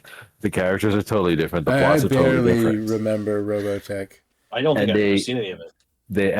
They only sort of kind of like this must have been retcon being and made in kinda the tie it 70s. together. No, like 80s. Real like early mid-80s. 80s, because I like mid-80s. I remember being a very small child and seeing Robotech on the TV. Yeah, mid-80s, because I was I was reading these novels when I was a kid in Singapore, so that was like fifth and sixth grade. And they were novelizations of the animated show, but was it Robotech or was it of Robotech, not the original Japanese shows? Okay. Totally different names and plots. What Nothing to market do with was one this another. thing? Was it wow? Because The books I'm were in English, assuming so they were for an American audience. and also the Western show audience. that you were watching in Singapore. Yeah, I'm watching it again recently now. Just for I'm nostalgia's sake. gonna It's on YouTube. It's on YouTube. The whole shit is on YouTube. I'm gonna look this up because not only do I remember watching it, but like this story about it being 3 different properties is very intriguing to me because obviously there's a lot of cool things that come from that kind of background as well. And So, like sort of like after the fact they retconned it all together and they were like, oh, there's an Entrati attack and try to take the SDF-1 spaceship away from the humans and there's a big war. And in the second season, which was a totally different show, is the Southern Cross shit. That's so funny. I love that shit like that. It's happens. like takes place later, and it's like it takes place after the Uncharted War, and they find out there's a totally different enemy arrives. It's the Robotech Masters, and they were the actual. They were the ones who created the Zentradi. The Zentradi were their slave race. Okay. And they had sent the Zentradi to find the SDF-1, which was their greatest weapon. But now they wanted and was that shit the back. spaceship that crashed and turned into a city? Yeah. Okay. Yeah. But now they wanted that shit back, and the war started again. But it was different because that had some different characters and different mechs and stuff. Sure. And then the third series was like sometime after that war, the Earth had been totally devastated by all of these wars, and it was very post-apocalyptic. And a third alien race arrived called the Invid. Oh, I know those guys. I remember seeing. It must have been well into the 80s that I was watching. They were this. like some weird biotech crab guys. They were purple. They were crab guys. Of course. Yeah. Of course they were crab guys. Yeah, I loved them. I had one. I had a good one. And for some reason, all of the mechs in that season, all of that were in that season were motorcycles. Oh wow. Instead of Veritechs, like jets that turned into robots, they were like motorcycles that turned into battle boxes. Yeah. Okay. And their excuse was like, oh, but because we're stuck on Earth and we're like freedom fighters and like the last remnants of like the Earth Defense Force. This is the tech we got. We don't have the big Veritechs. Like the SDF-1 has flown off into space and vanished. Oh. We don't know where the fuck it went. And the Invid are here, and the Invid were the original race that the Robotech Masters stole the protoculture, the magical advanced energy source that powers all of Robotech, and they stole it from the Invid, and the Invid were like, we're here to fucking get it back. Are these the Invid? That's them. Yeah. Fuck yeah. Nice. Holy shit. Yeah, they had the triple claw. Yeah. They had like some kind of hive mind, maybe. Yeah. They were like bugs. They were like some kind of bug alien type. Yeah. Fucking cool. But eventually at the end, like, like the galaxy is saved with the power of music or something like that. Often, as it often is. Yeah. The Beatles did that once. A couple times, I believe. Specifically in this case, the power of J-pop. Oh, the Beatles did not do that ever. Stronger, arguably. Very different, yeah. It was an anime, but and then there were some movies too. I remember Dave R being super into Macross movies and stuff. I don't know how those relate to the 3 shows that Robotech is. The 3 shows that Robotech is. Yeah. Some of them might be like retellings. I thought Macross was one of the things that Robotech was, but I have no idea. So they're the same universe? Property? Macross, yeah. I think what I think of as Macross, the first series of Robotech with the giant SDF-1, they call it Robotech Macross, I think, and that's because they're like, oh, the city that's built up around SDF-1 is Macross City. Oh, okay. But there might be a movie called Robotech Macross that's different from the show. So I don't know. This again, Who knows? it's I the mean, kind of it's thing. also probably like, released by it's different like even, titles in different places. yeah, it's like Evangelion. Yeah. There's like a million versions of it. There's movies, there's TV shows. You can't just stop at one. You got to keep making it. You got to keep remaking it, and you got to repackaging it. Yeah, repackaging it, adding on some sequels, adding on some prequels, adding on some side stories. 15 minutes of new animation. Yeah. Forever. Yeah. Yeah. So I don't know. I can't Sounds tell complicated. You. Even these novelizations again, I read 30 years ago or more. But it's kind of fun watching the show. I'm trying to get into watching it. I wish there was a channel that just showed everything that I watched all the time when I was 6. That'd be a good channel. Yeah. It There would might be a have YouTube the playlist. black hole would be on it. Yeah. Oh, yeah, but there's a lot of properties that wouldn't be on YouTube. Yeah. Yeah. Oh, we watched that the other night. Yeah. How was it? It's It's fucking so amazing. cool. It reminded. It was like when you watch something that you haven't watched since you were like, 8 or so. I was telling David my mental images of the nostalgia for Infinity Yeah. were so Hardcore. informed subconsciously by the black Hardcore. hole. Yeah. Like the images The of the Cygnus. USS Cygnus Yeah. that they're running around and like they're in a garden at some point, and I'm like, this is my mental image of the garden on Nostalgia for Infinity, basically.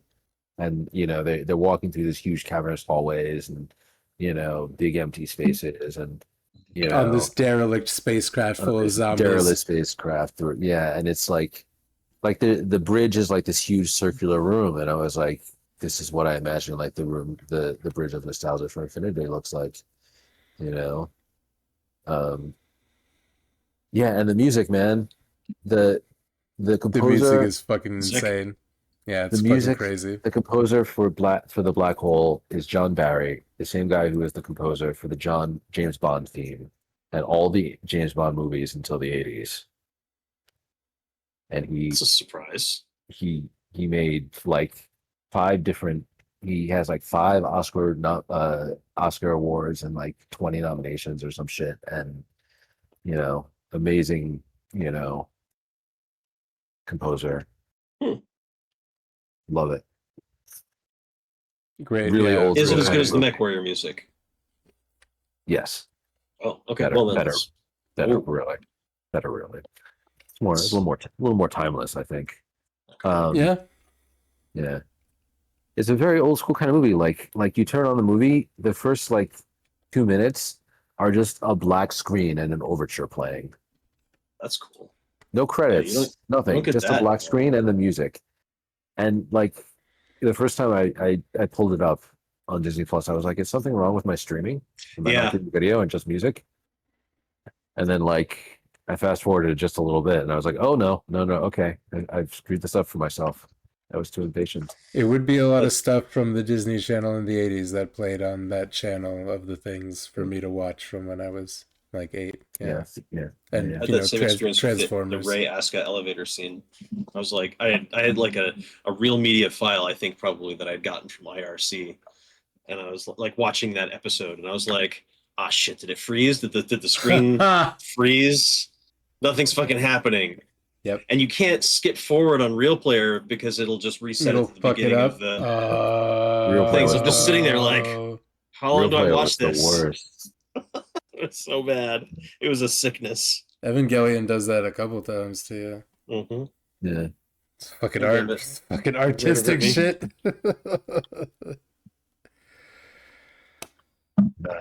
Yeah. Yeah, well, what else? Yeah, old shit is really cool. Yeah, Yeah. I want to watch more shit that I watched when I was like 8 and forgot about. And also stuff I remember, like, Transformers. Well, Foundation. Oh, the show. yeah. Books. Oh, what I mean, I'd do the oh. show. I would do the show for sure because I haven't seen it. But Yeah, me neither. I saw the episode with the space elevator. I saw like Yeah. the first 2 or So- 3 episodes were free or something, and that's what I Yeah, saw. I think that's all I've watched too. There was like a preview or something. I think no, I think I went and I downloaded it from somewhere. So I have like the first season. I kind of watched through the first 3 episodes, and then I started to get kind of bored of it, I guess. Oh, okay. Well, that's I don't know. I'm just looking at the science fiction books on my shelf. Like, yeah. I've not read Foundation or It's long. like anything by Isaac Asimov. I don't remember the Foundation being that long, actually. At least the original trilogy was like, it's 3 novels, but they're 3 like tight little novels, like 300 pages or so. Not like big thick tomes. And like you kind of read right through them. They're not super dense. There's I don't know. Prelude That's to what I remember. Foundation, Second Foundation, Foundation's Edge, Foundation and Earth, Foundation and Empire, Oh, and Forward the Foundation. Okay, yeah, I didn't read all of that's those. more than a trilogy. There was like the original trilogy that I wrote, and then he wrote a second trilogy, I think, and then maybe like a prequel or 2. He is in full trouble mode. Yeah. Oh yeah, He is He's awake trying to and have- it's time to go. Yeah, Well, It's time to fight. He's a kitten, and it's evening. It's Yep. nighttime. That's the time. oh yeah. That's the time they want to fight. No, I'm wearing basketball shorts and